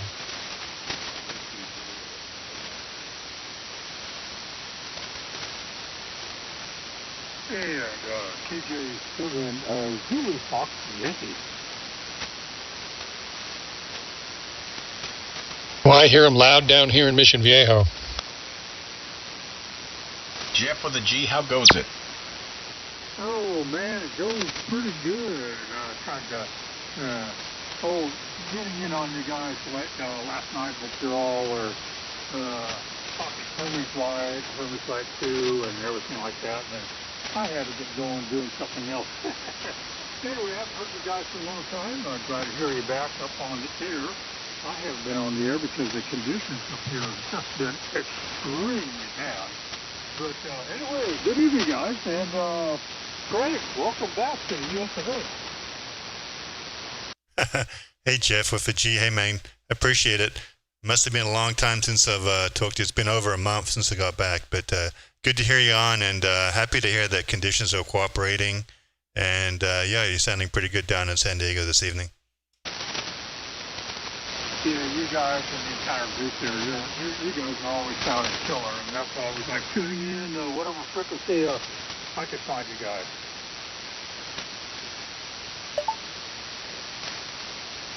Got a reputation, I guess. Reputation? Oh, Let's see, I'm looking at, Stephen made a comment here I'll share with the group here since it's on the topic. From what I've performed objective testing on, the SSL Alpha 8 is the best conversion under $1,000 that's available. Yeah, $1,000. Oh. I mean, it doesn't touch my links. Oh, you've got, yeah, that's right, you've got a links card. That's fantastic. Yeah, $1,000, man. That's about 1,200 rounds of 9mm.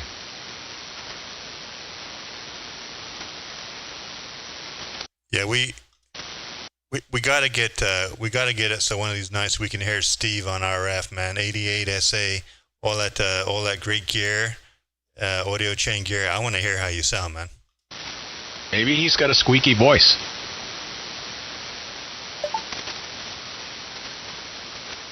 Maybe he's going to come out here and he's going to be like, "Hey guys, it's Steven. How you doing?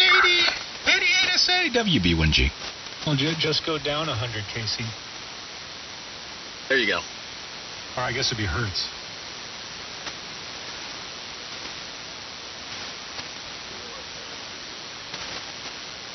Oh, the Kilo 7 station. Sorry about that. We left you out there hanging. Kilo 7, come again.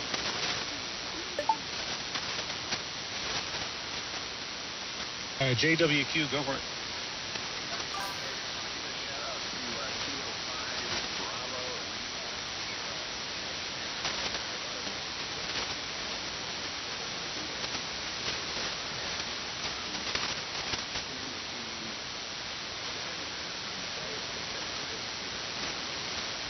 Solid in Idaho.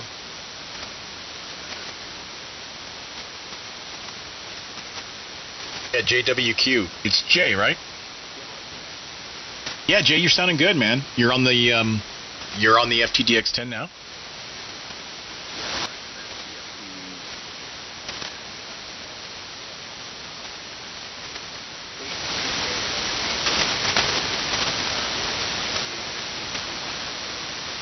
Oh, K6 EGG. I didn't know that. We're live streaming as well on Craig's channel. I didn't know we were on the Greg K6 EGG show. So hello to anybody watching or listening to that simulcast. Yeah, Jay. The FTDX10 sounds good, my man. It sounds really good, and I would call Jay, or pardon me, I'd call Jeff and I'd ask him to come on the air, but he is on a cruise ship. Probably a few drinks deep right now, and he's headed to Alaska.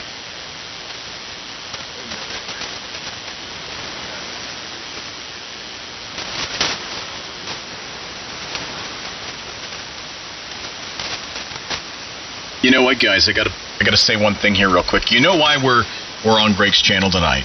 He's gotten bitten. Craig, come on out and back me on this. We've converted. We have evangelized, and I know he talked about amplifiers and this and that, but he's ESSB curious. Yeah, Greg, I don't know, man. If you want to hear true ESSB, and this is the reason why I started my stream, is so because I know your ICOM can only go out 3.6, but once you're done with your stream, fire up my stream, and you could truly hear the ESSB in its glory. And if that doesn't convert, yeah, then nothing will. So. That's my homework assignment for you, Greg. One of these nights, when you're done, fire up my stream and listen to Smitty. Listen to how great Smitty sounds at 6 kilohertz wide, and that should convince you to go out and buy a Hermes Lite 2 and a couple $100 amplifier to bring you up to 50 watts to do ESSB there in 6 MUD live streaming San Diego. This is the way. Hey, question, guys. When you say live channel, where do I tune in? Ooh, go Craig. Yeah, just go to YouTube and type in N6MUD, my call sign there. Yeah, you can bring up the stream. You can hear yourself. It's live. It's a couple second delay, but there you go. Oh, okay. So a couple second delay, just like any old SDR, like out Half Moon Bay or something like that. Way cool. Yeah, I'll have to give that a try. CJ7 is GFY. Hey boys, got to get going here. I'm going to make a yogurt run with Wendy. It's that time, it's too hot, so we're going to go get some yogurt. So anyway, good talking to y'all. Maybe I'll come back in about a half hour or so, but everybody sounds great. James, I don't know what it was, what I was hearing, but it seems to be gone now, so not an issue for the time being. Have a nice time, guys. Have a great time tonight. Talk to you later. N6RRV from Radio Free Mission Viejo. Later, Radio Free. Bye-bye. Catch you later, Scott. Enjoy ice cream or yogurt. 7-3, buddy. Sounding great. See you guys good night, from Voodoo Scott. Land. Bye-bye for now. You sound really good.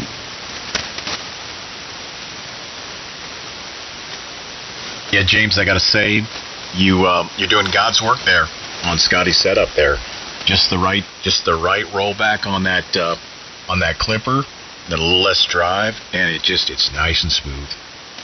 Yeah, that's my conclusion. I think on the Eggman stream, he's having conversations with Chad, so I don't know if he had your diatribe in ear, Craig, when you were talking to him a minute ago, but I think he's having a chit-chat with others. Okay, roger that. If he didn't get that, then oh well. Anyway, Greg's got a great stream, so it's kind of weird having two streams from the West Coast go on at the same time. But Greg's more in the all mode, digital FT8, all that stuff. We're into more ESSB, so kind of a different niche there. I mean, let's face it, I'm Greg very excited is... for Robert to get his DAC or a DAC purchased and line. I know the 88SA is making these grand pronouncements about these awesome level top shelf DACs, but you know, the 80-20 rule in mind, I think the UA Volt or heck, even the Scarlett, considering he's only running 50 watts. I know he has another amplifier, but if he's running 50 watts as his main show horse, then you can't really go wrong with that either. You can pick those up on Facebook Marketplace even.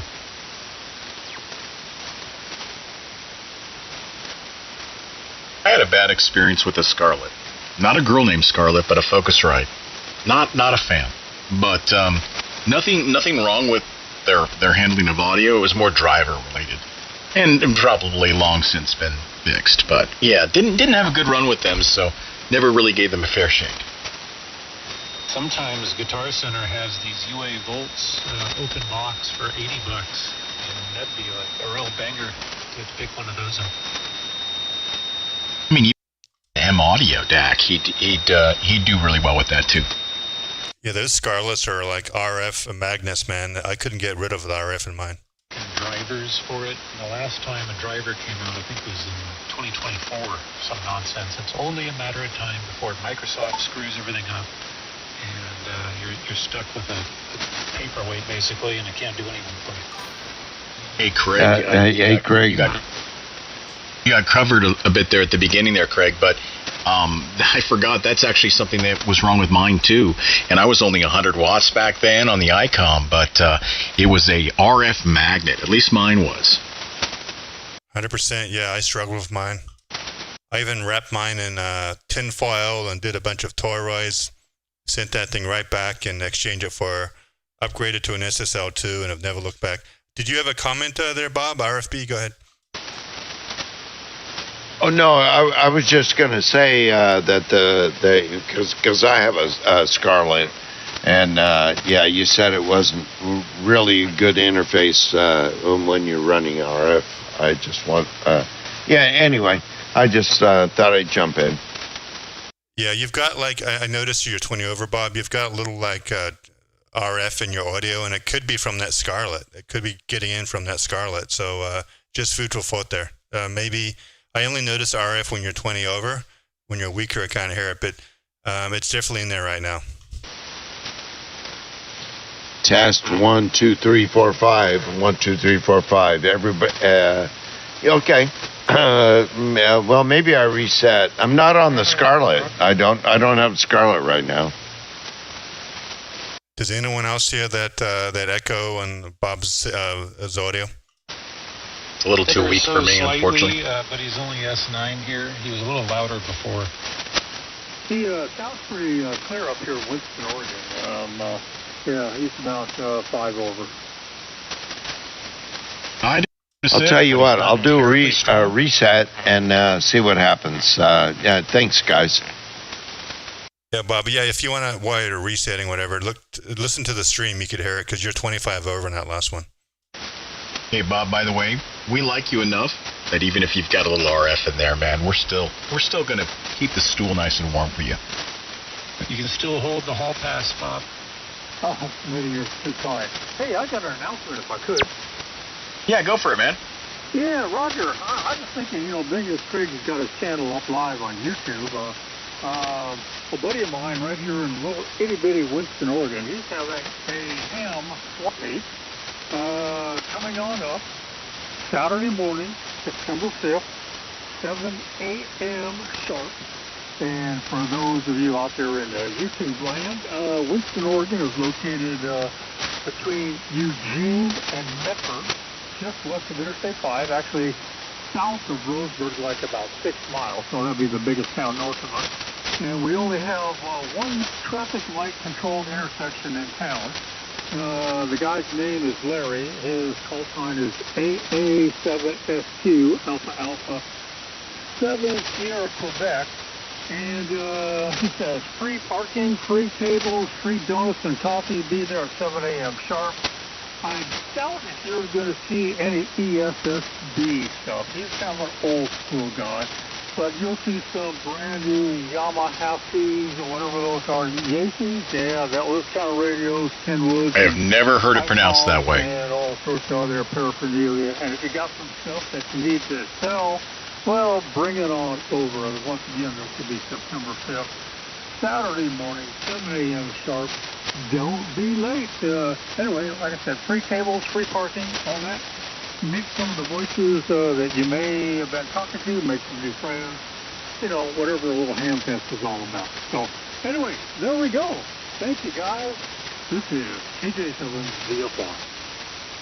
The previous commercial was brought to you by Jeff with a G, Winston, Oregon. All right, Jeff. Hopefully a ton of people will turn out to that little ham swap net there, and people buy and sell a bunch of stuff. That's out of Winston, Oregon, for anyone that's interested. Well, the cool thing is, getting up this way, if you don't have kids going back to school, you can get a 2 or 3 for 1 kind of ride up here. We are the home of the Winston Wildlife Safari Drive-Through Animal Park. That's right here in Winston, Oregon, along the South Umpqua River.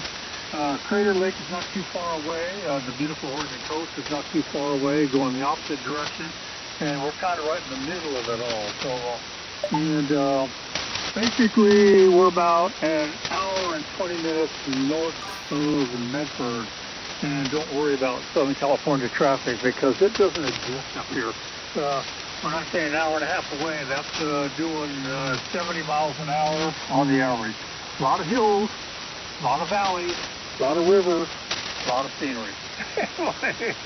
Thank you, guys. KJ7 Zippy.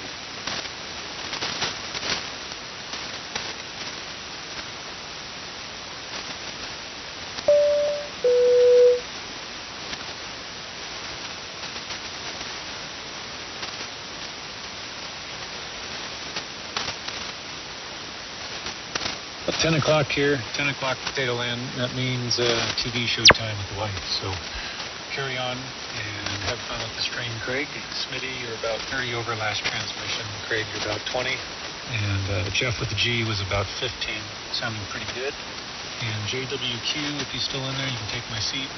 I'll be back on tomorrow. Take care. Stay classy. WS7K. Before you go, real quick, I'm on season 2. I'm about halfway through season 2 right now. I'm so addicted. Well, your binge watching has a deleterious effect on your psyche, because when you finally get up to speed on season, 4 or 3, and you finish that final episode, you're going to have this wave of depression. You know this, right? Yeah, I'm shocked where we're at right now. And again, I'm not going to say a word on the air. We're talking about Silo. It's an Apple TV exclusive program. I think there what's three or 4 seasons, Scott. But he talked me into starting it.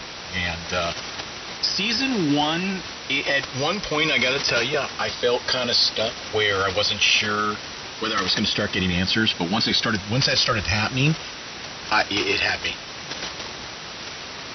Yeah, I was the same way. I didn't really like season 1. I was only watching it back then because there was really nothing else to watch. The other show you need to watch, Smitty, is called The Lioness, Special Ops Lioness. And if you think Silo is good, oh buddy, you're going to be in for a massive treat, because you have 2 full seasons, and then you got to get up to date to episode 4 of season 3. But if you like the run and gun stuff like I do, that's where it's at. But anyway, have a good night, everybody. See you later. By the way, I love Solo, and I love the actor who plays Solo. Yeah, I don't know if he's still a thing in your season, but 7-3, man, I'll let everybody else say goodbye. Sorry about that. Catch you later, James. Have a good evening, man, and enjoy the show. Yep, have a good evening. KJ7 Jeff Warren.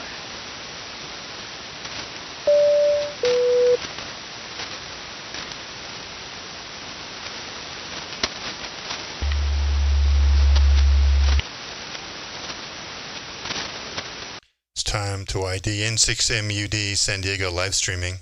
Man, it's probably been at least 10 minutes there. Smitty, what do you think? Oh, yeah. Easily.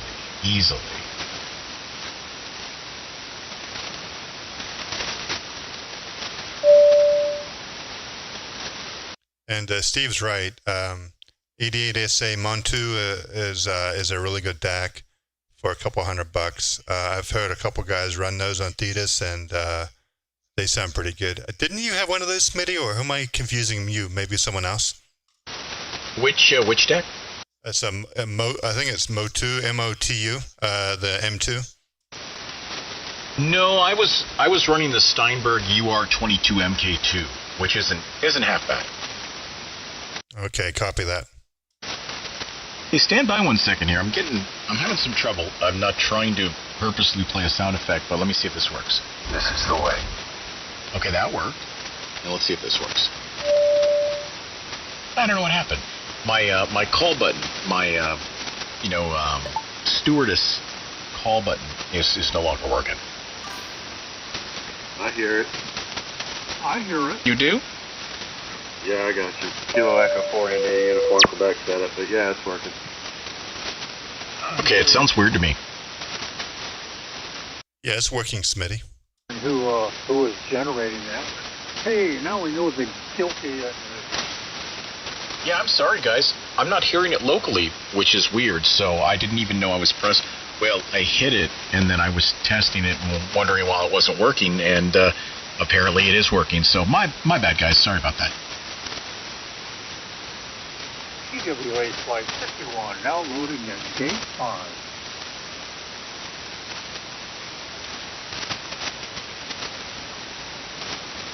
Well, I gotta tell you, Krager, I mean, the last couple nights we've had some great QSOs going on, good topics, all that. So, yeah, man, it's been a fun weekend of HF radio for sure.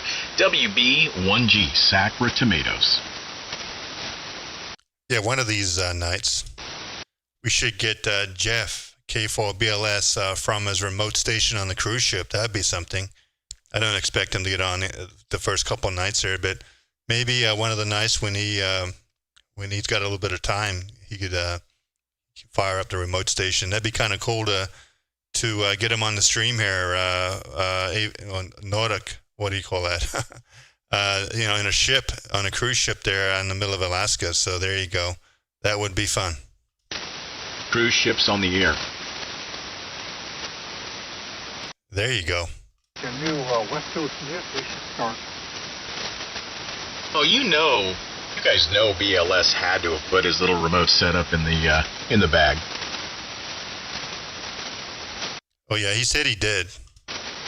It's just when nighttime rolls around, you just got to make sure that you can get him away from the bar there, and and get him set up before it's too late. Because who doesn't on a cruise ship, Smitty? It's so easy just to sit at that bar and have too much fun. Well, yeah, just veg out and just sip a cold one and veg out. Maybe take a swim. Oh man, I'm jealous. Take a swim. He's up in Alaska, man. On the ship, though. Oh yeah, they've got heated pools, really nice hot tubs and heated pools and everything on the ship. Oh yeah, I meant on the ship there, Mr. Jeff. I'm not crazy. Oh man, I was wondering if you guys were going to catch that. Hey, speaking of ship, my little ship's coming right along very well. I got all the deckboard cups.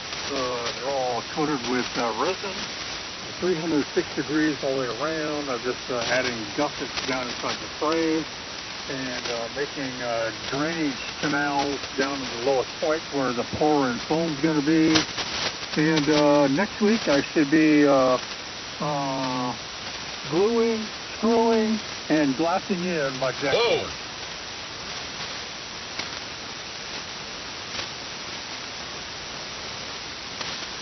Oh, good deal. So how much longer until you be done there? Oh gosh, I'll be lucky to get a motor on it by November. Yeah, I still gotta, finish up the interior, but then I got to, it's an outboard, it's a 19-footer. I got to reinstall what they call the splash well. That's the area between the outboard and getting into the interior. In case the wave comes over the back, all the water goes into the splash well and then drains right back out. But anyway, being as I modified the whole boat, the flash roll also has to be modified. So that's going to take me a while. And I'm losing time as far as good weather here to deal with fiberglass and resin. So we'll see what happens. I'll keep you posted. Well, good deal. Yeah, you probably got one more winter to go through. Maybe next summer there. Maybe next summer, Jeff, it'll be done and you can take it out. That'd be awesome. Yeah, Roger. I'm hoping that I'm going to have about a 100-plus mile range on the huge fuel tank that I'm putting down below the deck. It's a belly tank. And, it's not going to be a fast boat. It'll probably plane out only at 23 to 25 miles an hour. But up here in the ocean, if you can do 18, you're screaming. We don't really have as calm waters as you guys do down there in Southern California. We have our big bays up here. We got the Umpqua River system in the bay out there at Reefport, Winchester Bay, the Coos Bay system on the Coos River, and then let's see, the Bandon, which is on the Coquille River. Those are all within easy drive range. But anyway, salmon await me, big halibut await me, and this time of the year, the albacore tuna, they're coming in close enough. So they would be in range.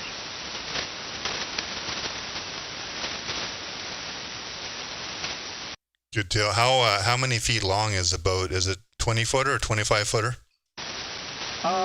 No, it has the space inside as one of those size little boats. Mine's only 19 feet long, but it has a real deep V, very high size, and has a very high nose on it. It's really made for taking rough water. Not at high speed, but, at slow speed to at least get you back to safe harbor. So that's why I picked it up, and I decided to make a several-year-long project on it. And, my gosh, it's looking good. It's really, really stout.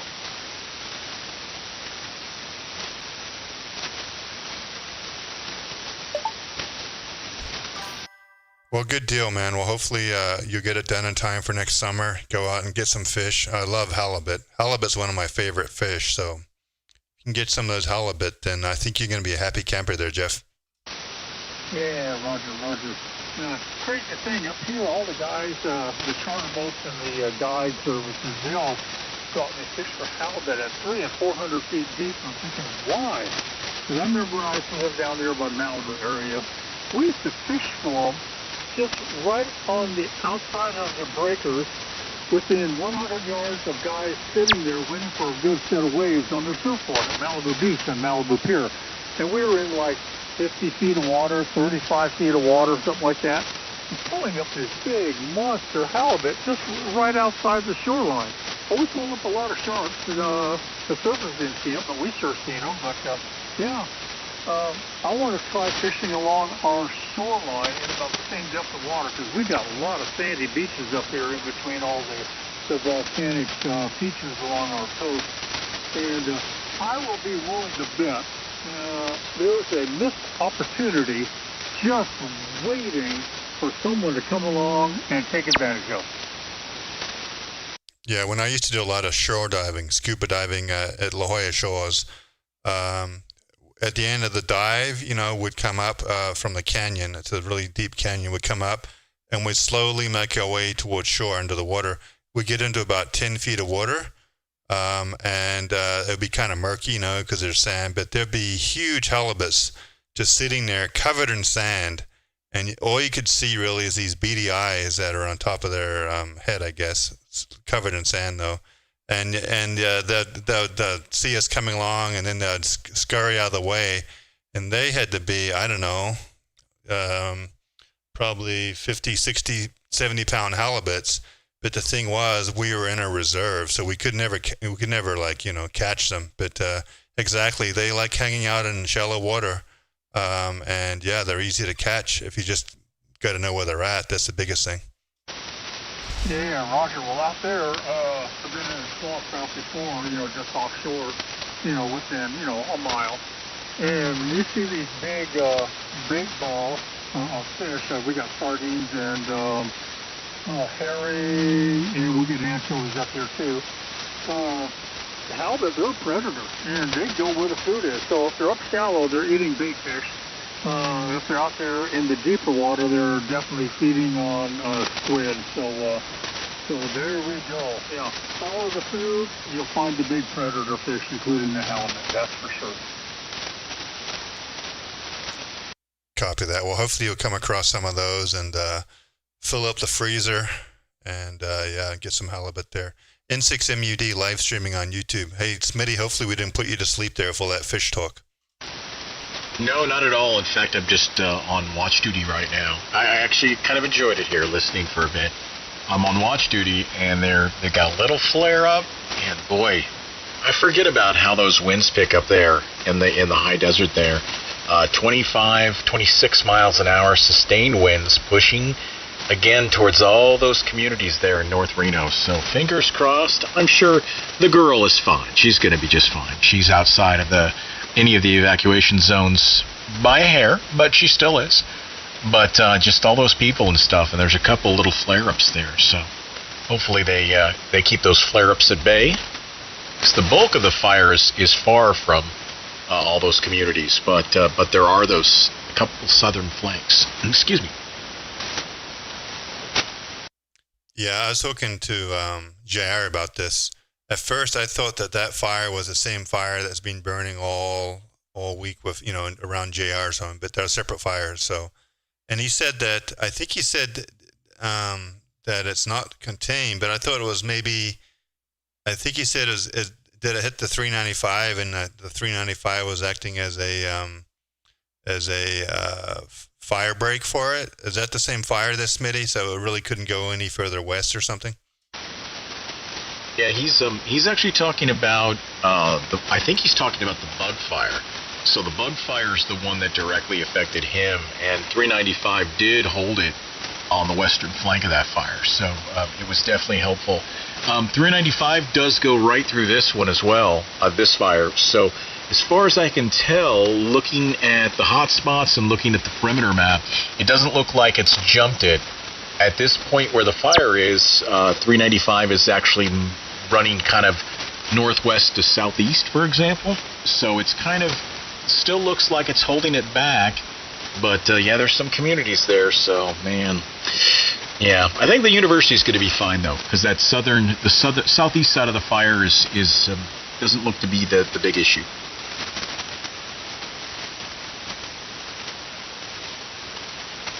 Yeah, well, let's hope they get control of it, and I'm pretty sure they'll put whatever resources they can, right, to protect the university. I mean. Yeah, hopefully it doesn't come down to that. But,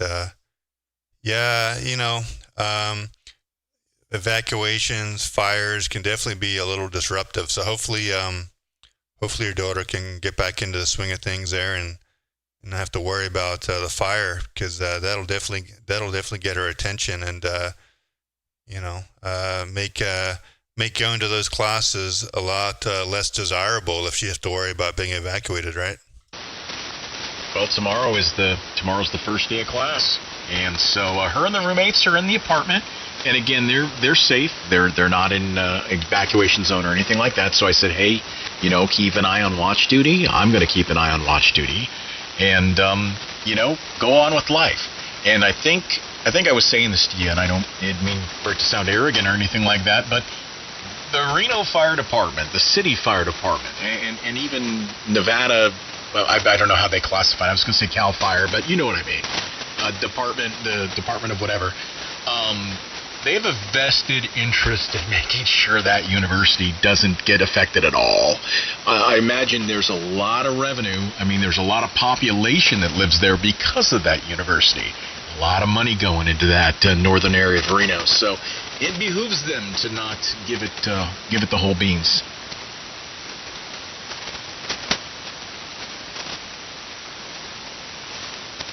Oh, yeah. Do they have any idea how this thing started? Was it from lightning? Was it from, I mean, quite frankly, most fires these days that start out here in San Diego are from homeless people, encampments and that, but you don't have that in Nevada. So most likely lightning or some type of natural cause to start the fire, I'm assuming? Dial on your cell phone, get hold of her, or she to get hold of you and say, hey, time to come I got all that. Follow what the authorities' advice is, and there you go. Exactamundo there, Jeff. And I got both that, a little bit of a double there at the beginning, but yeah, you're absolutely right. And so, what was I going to say to you guys? I had a small point to make. You're absolutely right. They did. They came out with a press release a little while ago there, Craig. And yeah, human started. Looks like arson. So I wouldn't be surprised if the bug fire was the same way. And just, I don't know what drives a person to do that, but it could have been, in all fairness, it could have been lit by an ATV or something like that, or a spark, or but they did say it was human lit. And 6MS. Summers ago, just right up the road, we had a grass fire from my former brother-in-law. Hey, Mike, we heard you. He's got about 100 acres or so up there. And he and his boy, they were in a ATV, a side-by-side, and a little spark came out of the exhaust pipe and started the place on fire. But it's in what we call our Douglas County Forest Protection Agency program area. And boy, they had helicopters there within 15 minutes, and in 45 minutes of the first sign of smoke, it was done. It went from black smoke to white smoke to no smoke. And that was way cool. The local agency around here, they get right on it. And the only way I knew about it, and it was only like 5 miles up the road from me, I'm doing this big thump, thump, thump, thump, thump, thump, thump, like the stereotypical military-type helicopter. And so let me give a description of my home. It's a mountain chalet-type home, and it's all glass on the front side that looks down towards the river. So I hear the thump, thump, thump, thump, thump, thump, thump, and I'm going, what in the world is going on?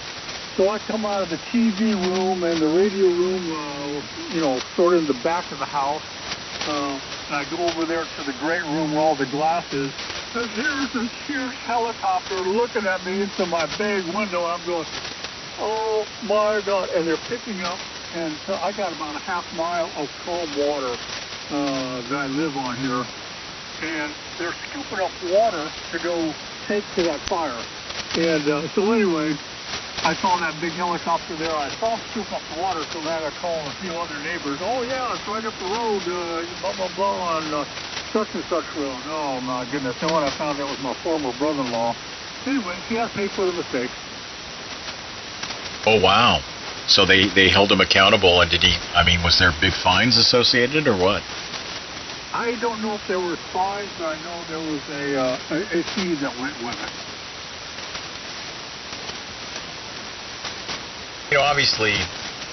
Obviously he didn't mean anything by it. No one, in that situation, you're not intending to start a fire.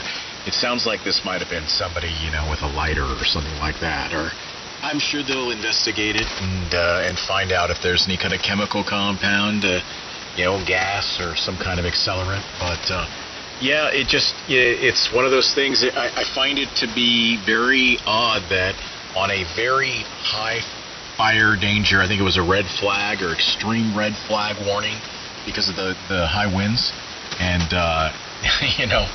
it sounds there's a lot of funky people out there.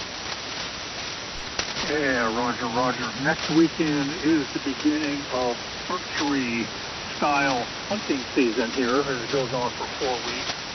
And boy, we're just cringing out there because you got all the new hunters, and they get up there and they think it's cold. They got to build themselves a warming fire. We say, guys, no. It's August. It's early September. It is still the summer season. It's drier than heck. No warming fire. So we hope we get through the archery style hunting season here unscathed, no smoke in the area and stuff like that. So with the last several years we have, and it's been many of these, I'm going to call them non-thinking hunters who do this, and they get a lot of these little fires going, and then it's hard for our Forest Protection Agency to get out and treat them all. And then, the wind comes up and, here's your story, and I know you guys have heard the rest of it. W6 RFP. Yeah, hey there. Come on back in, man. No, I just want to say goodnight to you guys. It was a pleasure listening to everybody, but yeah, I got to hit the sack. Very nice. And Craig, yeah, I love your net. W6RFB, clear. All right, Bob. Hey, sounds like you rebooted Thetis or restarted and that issue went away, so maybe something funky was going on there. Have a good evening, Bob, and good to hear you on, and maybe we'll catch you tomorrow sometime. N6MUD live streaming, San Diego. Have a good evening, Bob. 7-3, guys. Hey, Bob, good talking to you as always, man. Thanks for representing ESSB, man. 7-3. I try. Try, you're out there evangelizing. KN6 Jimmy Swaggart on the ESSB. Mike, I said, hey, Mike, we heard you. We'll pick you up, and then I never picked you up. Hey, bud, how you doing? I'm doing good. Yeah, I just got a report from friends up in Reno. They lived out by Rattlesnake Mountain. That's kind of like the, I think the southeast side. And there's nothing there, no smoke, and it's all north of them. So, yeah, it's really a big one. This is probably one of the worst ones they've had for a while. This is a bad fire. Yeah, absolutely. It looks like that southeast side of the fire is really where they've gotten a lot of containment. I shouldn't say containment, but they've really battened it down quite a bit. So those communities that are that come off of Peavine Peak there, and then of course everything kind of the north of McCarran there. Yeah, it looks like they've got a pretty good handle on it. So the daughter was evacuated last night. She was right on the edge of that red area, and it was really roaring. She could see it from the apartment window, and the whole area there was evacuated, and people were kind of all over the place. Matter of fact, interesting story from the university. And get this, Craig, you're gonna not believe this. We're in all these parent groups, by the way, and so apparently many, not one but a lot of RAs, resident advisors, were like, peace out. 1 o'clock in the morning, they let their residents know. They're like, hey, you guys can stay, you can leave, but we're taking off. And there's a lot of angry parents. Can you imagine being 1 week into your 1 day before the start of semester, you've been in the dorms for a week, and then your RA's like, peace out. Yeah, that's kind of weird, but I have to say this, Smitty. RAs don't really get paid anything, right? They just get free living. So I don't know, man. I don't know if they signed up for handling a bunch of stressed out and really, bunch of freshmen and that. So I could see why they'd do that, but it's not the right decision for sure. So yeah, interesting. They either got to give these RAs more training on like what the protocol is when something like this happens, so that at least that way they know what to do, and they don't just want to bail out and take care of themselves and not worry about anyone else. I think that's definitely the wrong thing to do. But most likely, Smitty, maybe they're never trained on what to do in this situation. Yeah, very good point. It's quite possible they didn't.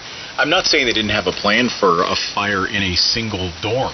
Sure, they've got those plans, right? Evacuation and how all that works. But I'm talking about like, the whole region is on fire, right? All the dorms are all threatened, for example. So to your point, it's funny when my wife and I were talking about this, and we're like, I wonder if the university might rethink things a bit. It seems like in a situation like that last night, there should be a paid staff member of the university, an actual adult, that's sent out to each dorm. They have, their student housing footprint is huge. Reno has a lot of dorms. So, it doesn't have to be everybody in housing. It could be the vice provost's wife, if she works for the university, right?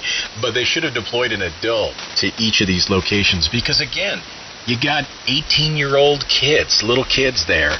And I'm sure there were a lot of scared kids. Yeah, typically what they should have done. They should have deployed campus police. Campus police should have been able to take care of that situation. Agreed. And did you ask where did they all go? They did not evacuate the dorms. So I guess some of the RAs just peace out and left. But there wasn't an official evacuation of any of the campus housing. And even my daughter, who lives, she does not live in campus housing, but she lives right north of campus housing. She's right on the cusp of the evacuation, but she's separated by some concrete. Not much, but at any rate. So, yeah, they did not evacuate any dorms. They didn't request to do that. The RAs kind of took it on themselves. And that, to me, seems like a poor plan. And I don't blame the RAs. To your point there, Craig, they're making any money. They didn't sign up to facilitate a fire evacuation for a wildfire. I don't think those RAs should be asked to return. I think they should just stay gone. I kind of agree, because just decision-making wise, very, very poor decision. Yeah, it just appears they weren't willing or able to, to do what their job was. So they should get somebody else. Well, that's the argument, though, is that that probably is not in their job description to manage the evacuation of the entire. I don't know. I mean, it sounds like there's no mandatory evacuations, right? So the RAs decided to evacuate on their own. So I guarantee, if there was a mandatory evacuation there, Smitty, hopefully things would be different. Yeah, I hope so. Yeah, I mean, it's my son. We were kind of joking. My son is a senior in high school, but it's like if he was there, I would have been worried about that there wasn't an adult. But my daughter handled herself great. She kept her head on straight and was smart. But yeah, I could really see that confusion. And you're absolutely right. They didn't sign up for that. I totally get that. So I kind of put that on the campus police, and I put that on the housing department not having a really good deployment to be able to, again, it was 1 o'clock in the morning. So when things started going sideways, from what I understand, was about 11 p.m. So it's, there should have been phone calls made. There should have been adults there. Again, I'm thinking as an adult about my own kid. And those RAs, they're second-year students, right? So they're more familiar with Reno. They know where to avoid, like to evacuate.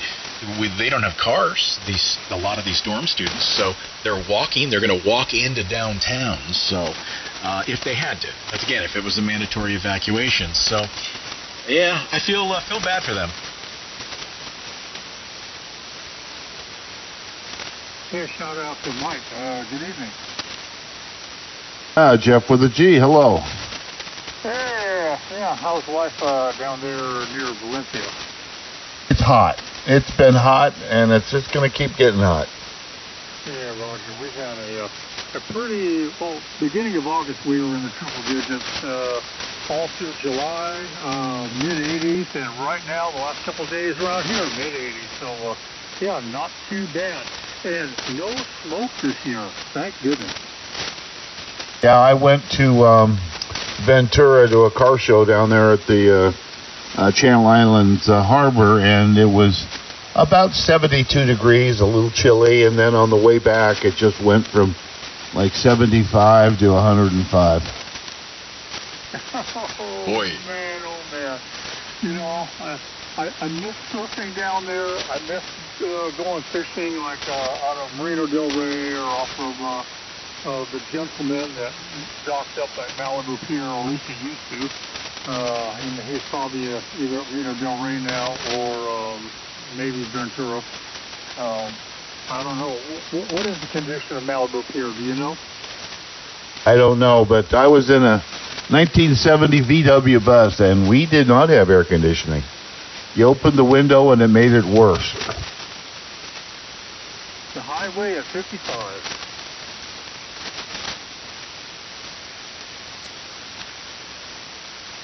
Anyway, guys, I'm going to have to get out of here. I got to hit the stack. I'm going to get up early and work on that fishing boat. I'm coming down the homebound stretch, and I got to get some shut-eye. So, 7-3 to the entire group. This is General Jeff up here in Winston, Oregon. KJ7 ZFO. All All right, Jeff. Hey, man, thanks for stopping by, and good hearing you on. It's been a while. And I'm jealous of all that cold weather up there. N6MUD, San Diego.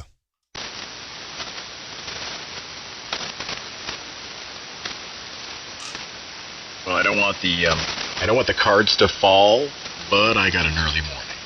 So I think I might be the next one.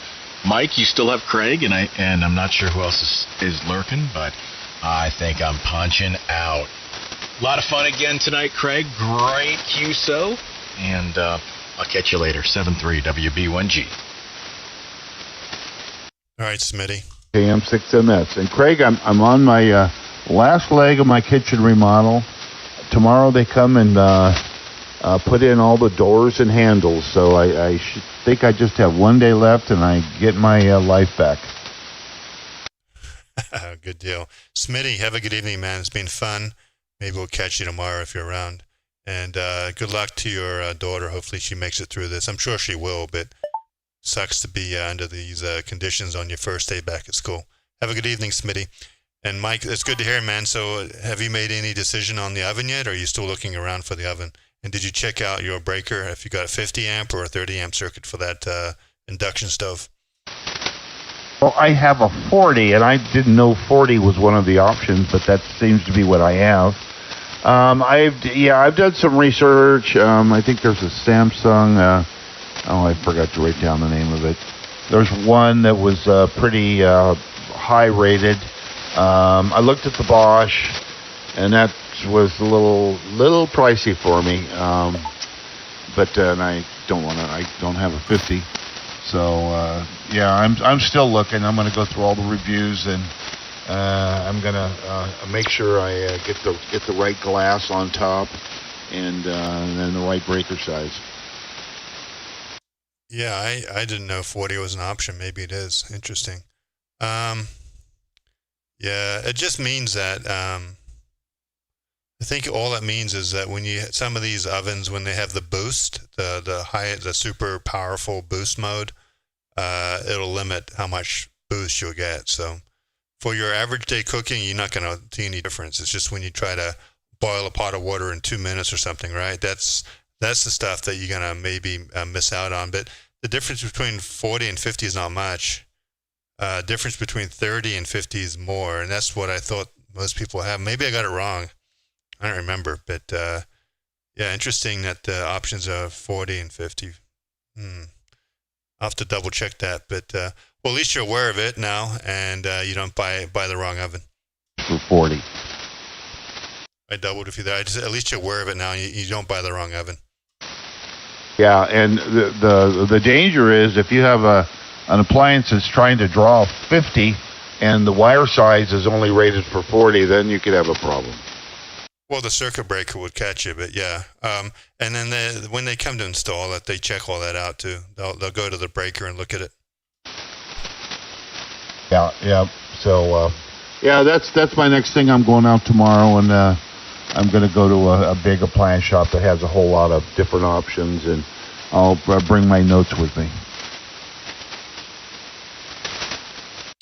Oh, yeah. Are you going to take the wife, too? Because she ultimately has the one that, if you pick something that she doesn't like, then all that research doesn't even matter at that point, right? Well, you're 100% right, and I'm the cook in the family, but she has the last right of refusal. Oh, okay. Well, if you're the cook, then you're the one in control of the appliances there, so good deal. But yeah, well, like I said, it'll take you a little bit, a week or two to get used to it. But once you get used to it, man, there's no looking back. It doesn't matter how many years you've been cooking on gas. Induction's just so predictable. That's the thing, man. It's so predictable. None of this like guessing the heat of the flame business going on. You know exactly how much heat to give something, and it's like a scientific lab. It's basically you get the same amount of heat for that number every time, no matter what. Well, that's what's going to be nice, especially with some things that are tricky, like, let's say you're, you just want to simmer something. Well, you don't want it to burn if it's at thick sauce or something. So you want to have it at that perfect, just barely bubbling temperature, and once you can predict that, that'll be great.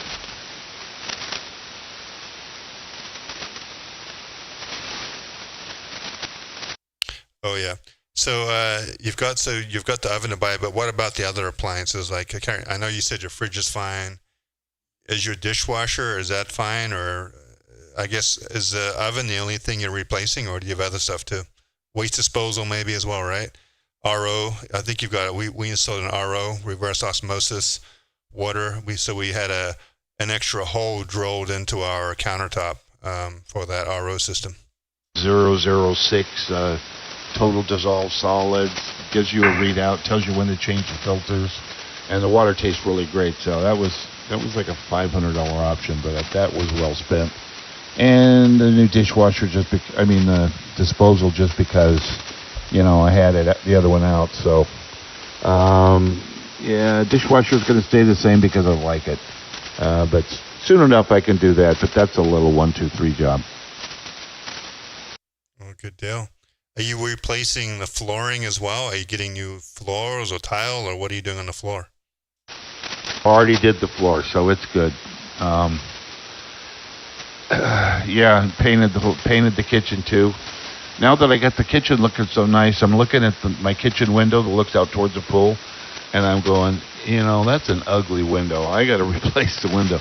And then the door next to it says, well, that's starting to look a little shabby too. So this is like metastasizing. Well, it's kind of like ESSB, man. It's kind of a rabbit hole. Once you start doing the kitchen, then you got to be careful. Then everything around the kitchen has to be attention. Get some attention there, right? Or else the kitchen will look out of place. Kilo Oscar 6, Whiskey Bravo.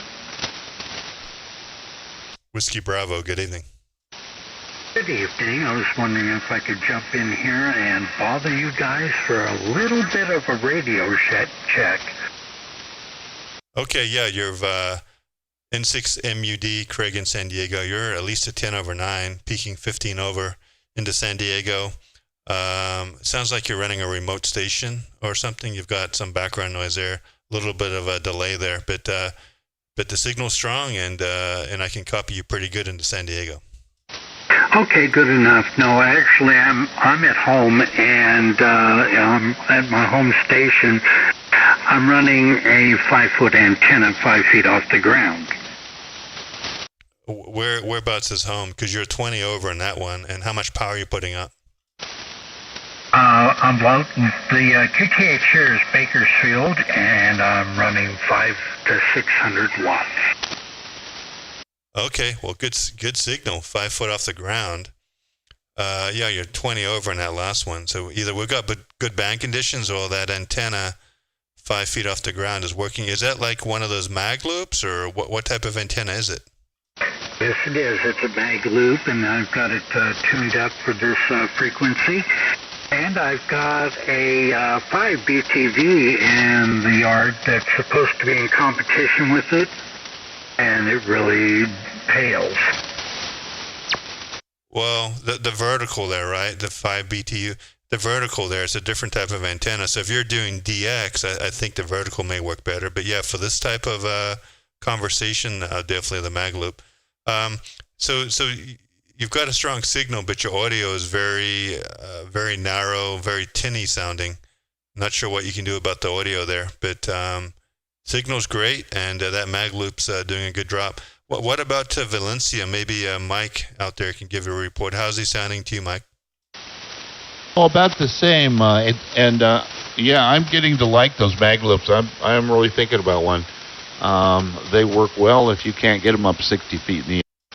And yeah, the audio, I don't know how to explain it because I'm not an audiophile guy, but it's kind of like you're talking. Your microphone is the bottom of a paper cup. It's kind of pinched. So what kind of mic and what kind of radio? Over. Well, I'm using a gaming headset, and the radio is a TS590S. Okay. Okay, so is this a headset with the microphone built in? Yes, it is. Yeah, I would be interesting if you were to just grab your hand mic and plug that in. Is that an option for you? Not at the moment. I can't find the darn thing. Well, here's something you can do. Into kind of figuring out where things are going. But I have used those gaming headsets. I get a little better response out of what I'm using. But mine was, I'm on a SDR radio, and mine was a USB, and it actually worked out pretty well for me. I can do a little bit of playing around with it by changing the audio filters that are into it. I've got a receive and transmit equalizer going right now, and you're the first folks that have commented that it sounded a little bit tinny, so I need to do a little bit of work. Try, just for a test, just turn that transmit equalizer off. Is that an option, or is it a setting? That's an option, but I can't find the darn thing. There it is. Okay, I got it. Okay, give me a little talk. Hold on a second, I'm not sure I really got it.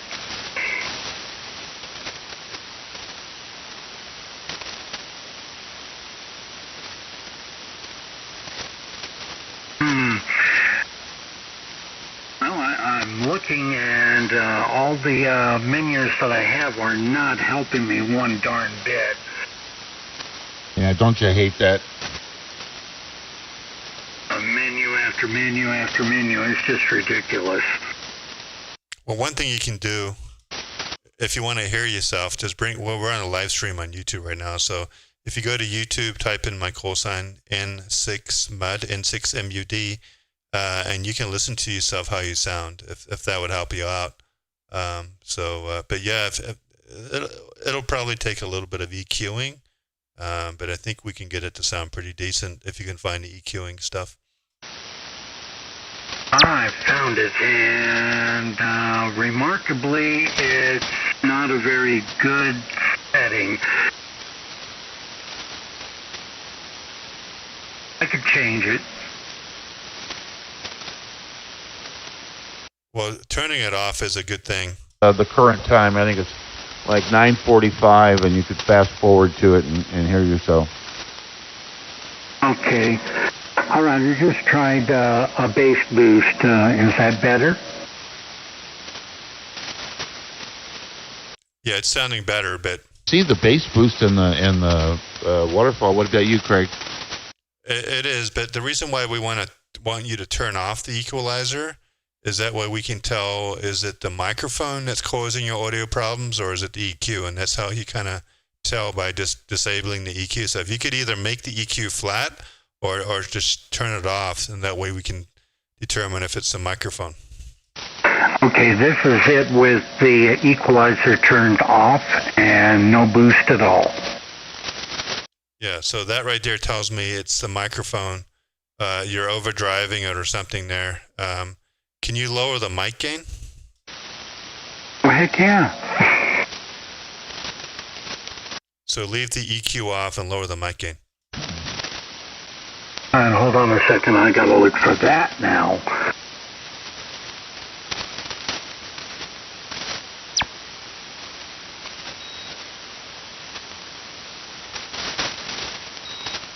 I've never owned a Kenwood, so I don't know anything about those settings. Okay, I got a processor in line right now, too. I can turn that off.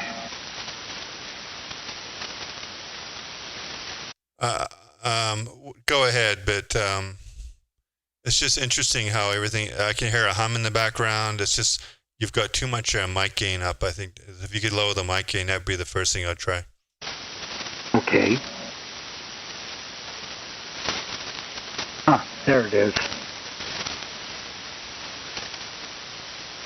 Okay, give us some more audio. Okay, lowered the mic gain by half. Yeah, that's a pretty big difference. What do you think, Mike? sounds like a normal voice. I don't know what your voice sounds like normally, but if I was talking to somebody on the phone, that would be normal to me. Okay, so that's a little bit of an improvement, and I guess that's what I should have been doing to begin with. I've never had anybody give me any updated information on how this microphone sounded since I put it on the rig, and it's actually been like this for a couple of years. Well, that's a difference what you got right now. Okay, so the transmit equalizer is off and the processor is off and we're booming right along. Oh, by the way, the name here is Gary, Golf Alpha Romeo Yankee. All right, Gary. Well, if you go back and listen to the stream, you can listen to yourself before, how it used to sound and how you sound now, and I think you'll be, I think you'll be happy with how it sounds now. If you want to work a bunch of DX, right, and break pileups, and I would turn the microphone gain up a little bit. But if you're just rag chewing West Coast and that, north and south or whatever, then this setting right here is much easier on the ears. Very good. Well, you don't do an awful lot of DX with a magnetic loop. You can try, and I've had a little bit of luck way back when with one. And I did get to Antarctica and a few other places, but that's usually just conditions. If you go with that on the YouTube for S6MUD, I think look at between 945 and 950, and you'll hear the whole thing.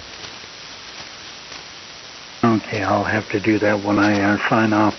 I have a problem with my speakers in here. They pick up the RF and they really make it fun to listen to. All right, well, definitely a big improvement. And thanks for stopping by. It's almost 10 o'clock here, Mike. I got to get out of here. So you guys have a good evening. The gentleman up in Central California, I think you'll be happy with the how you sound now. So for all those years, not sure who you're talking to, but you're just your audio is super loud, so and kind of hard to understand. So you're much cleaner and clearer now. Anyway, Mike, I'll catch you later, and maybe we'll catch you tomorrow night on the stream, guys. 7.3s from N6MUD. Yeah, I'm cutting out too. 73, Craig, and good luck going forward. So KN6MS, I'm out. 83, guys, and thank you very much for the help. It was very much appreciated, and I'll try to tune it into the YouTube channel and see what that sounds like. So, very pleasant good night, and hope your work week is very, very nice. Okay, KO6WB, good night. Good night. All right, 7.3s, everyone, and we'll catch you guys tomorrow. Anyone on the stream wants to subscribe, you'll be notified when we go live again. Have a good evening. N6MUD.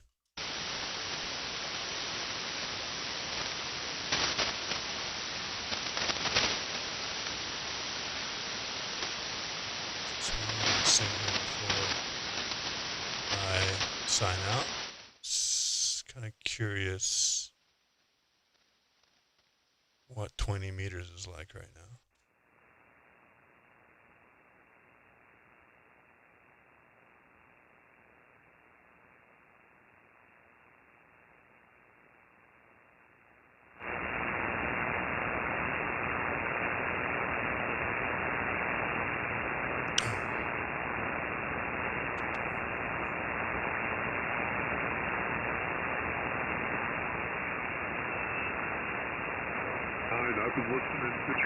And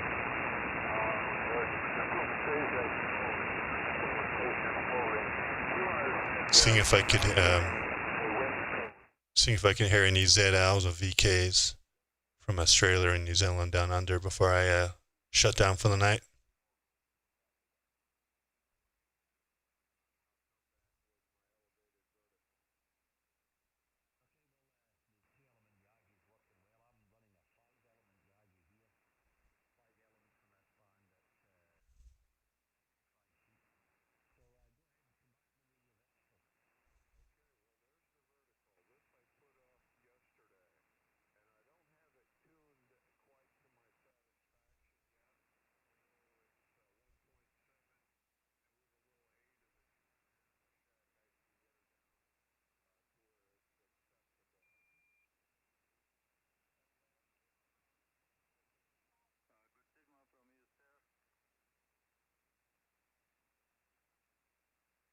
All right, let's take a listen to this.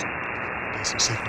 Yeah, Roger. I'm kind of pointed to Australia right now. Try to call.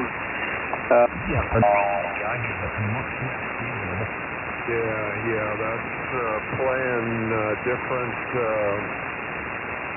different signal path. I'm thinking this the vertical should have a lower angle of radiation. And when I was listening to you earlier, well, I don't know where you had your antenna pointed, but the vertical was much stronger there for a few moments. Then I believe you've moved your antenna to a different orientation, and now the two elements, Yagi, is better. And typically it is better, Paul, over. Yes, well, when earlier on I was beaming to North America up towards the west coast. This guy's ESSB. Now I'm beaming down through the Caribbean. Now it's only about 30 degrees or so off here, but sometimes it can make a massive difference, and other times it makes very little.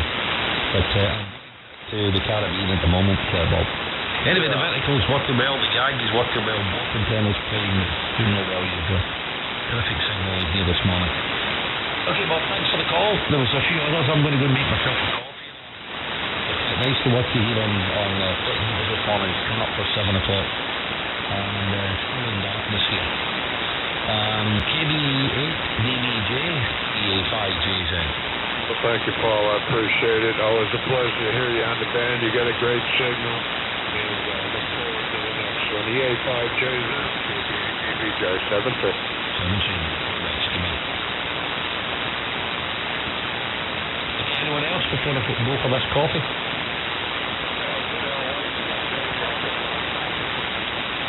November Kilo 6 Bravo. November, let me just get that right. The long here, Norway Tango 6 Bravo. EA5JZ. Thanks for the call. My name is Paul and I'm in Valencia. Nice to hear you again, Gary.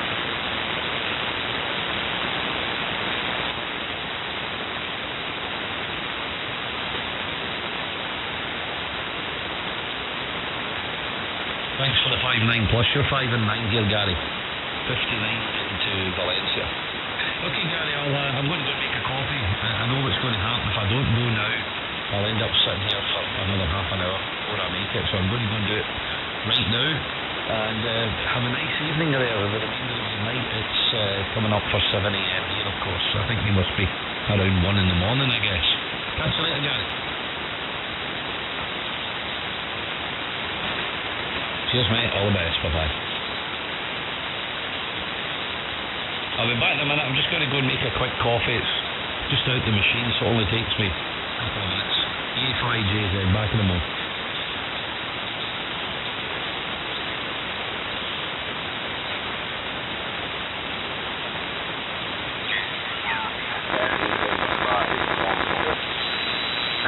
Uh, 270 feet only.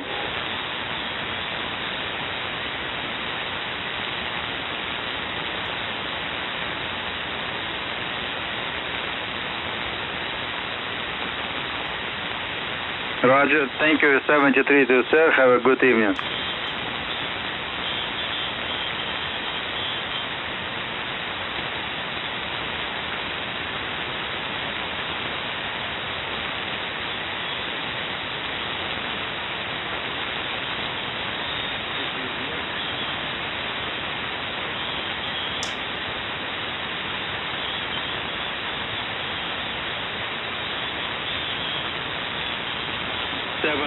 November 7, Bravo Echo Romeo, calling CQDX. November 7, Bravo Echo Romeo, call.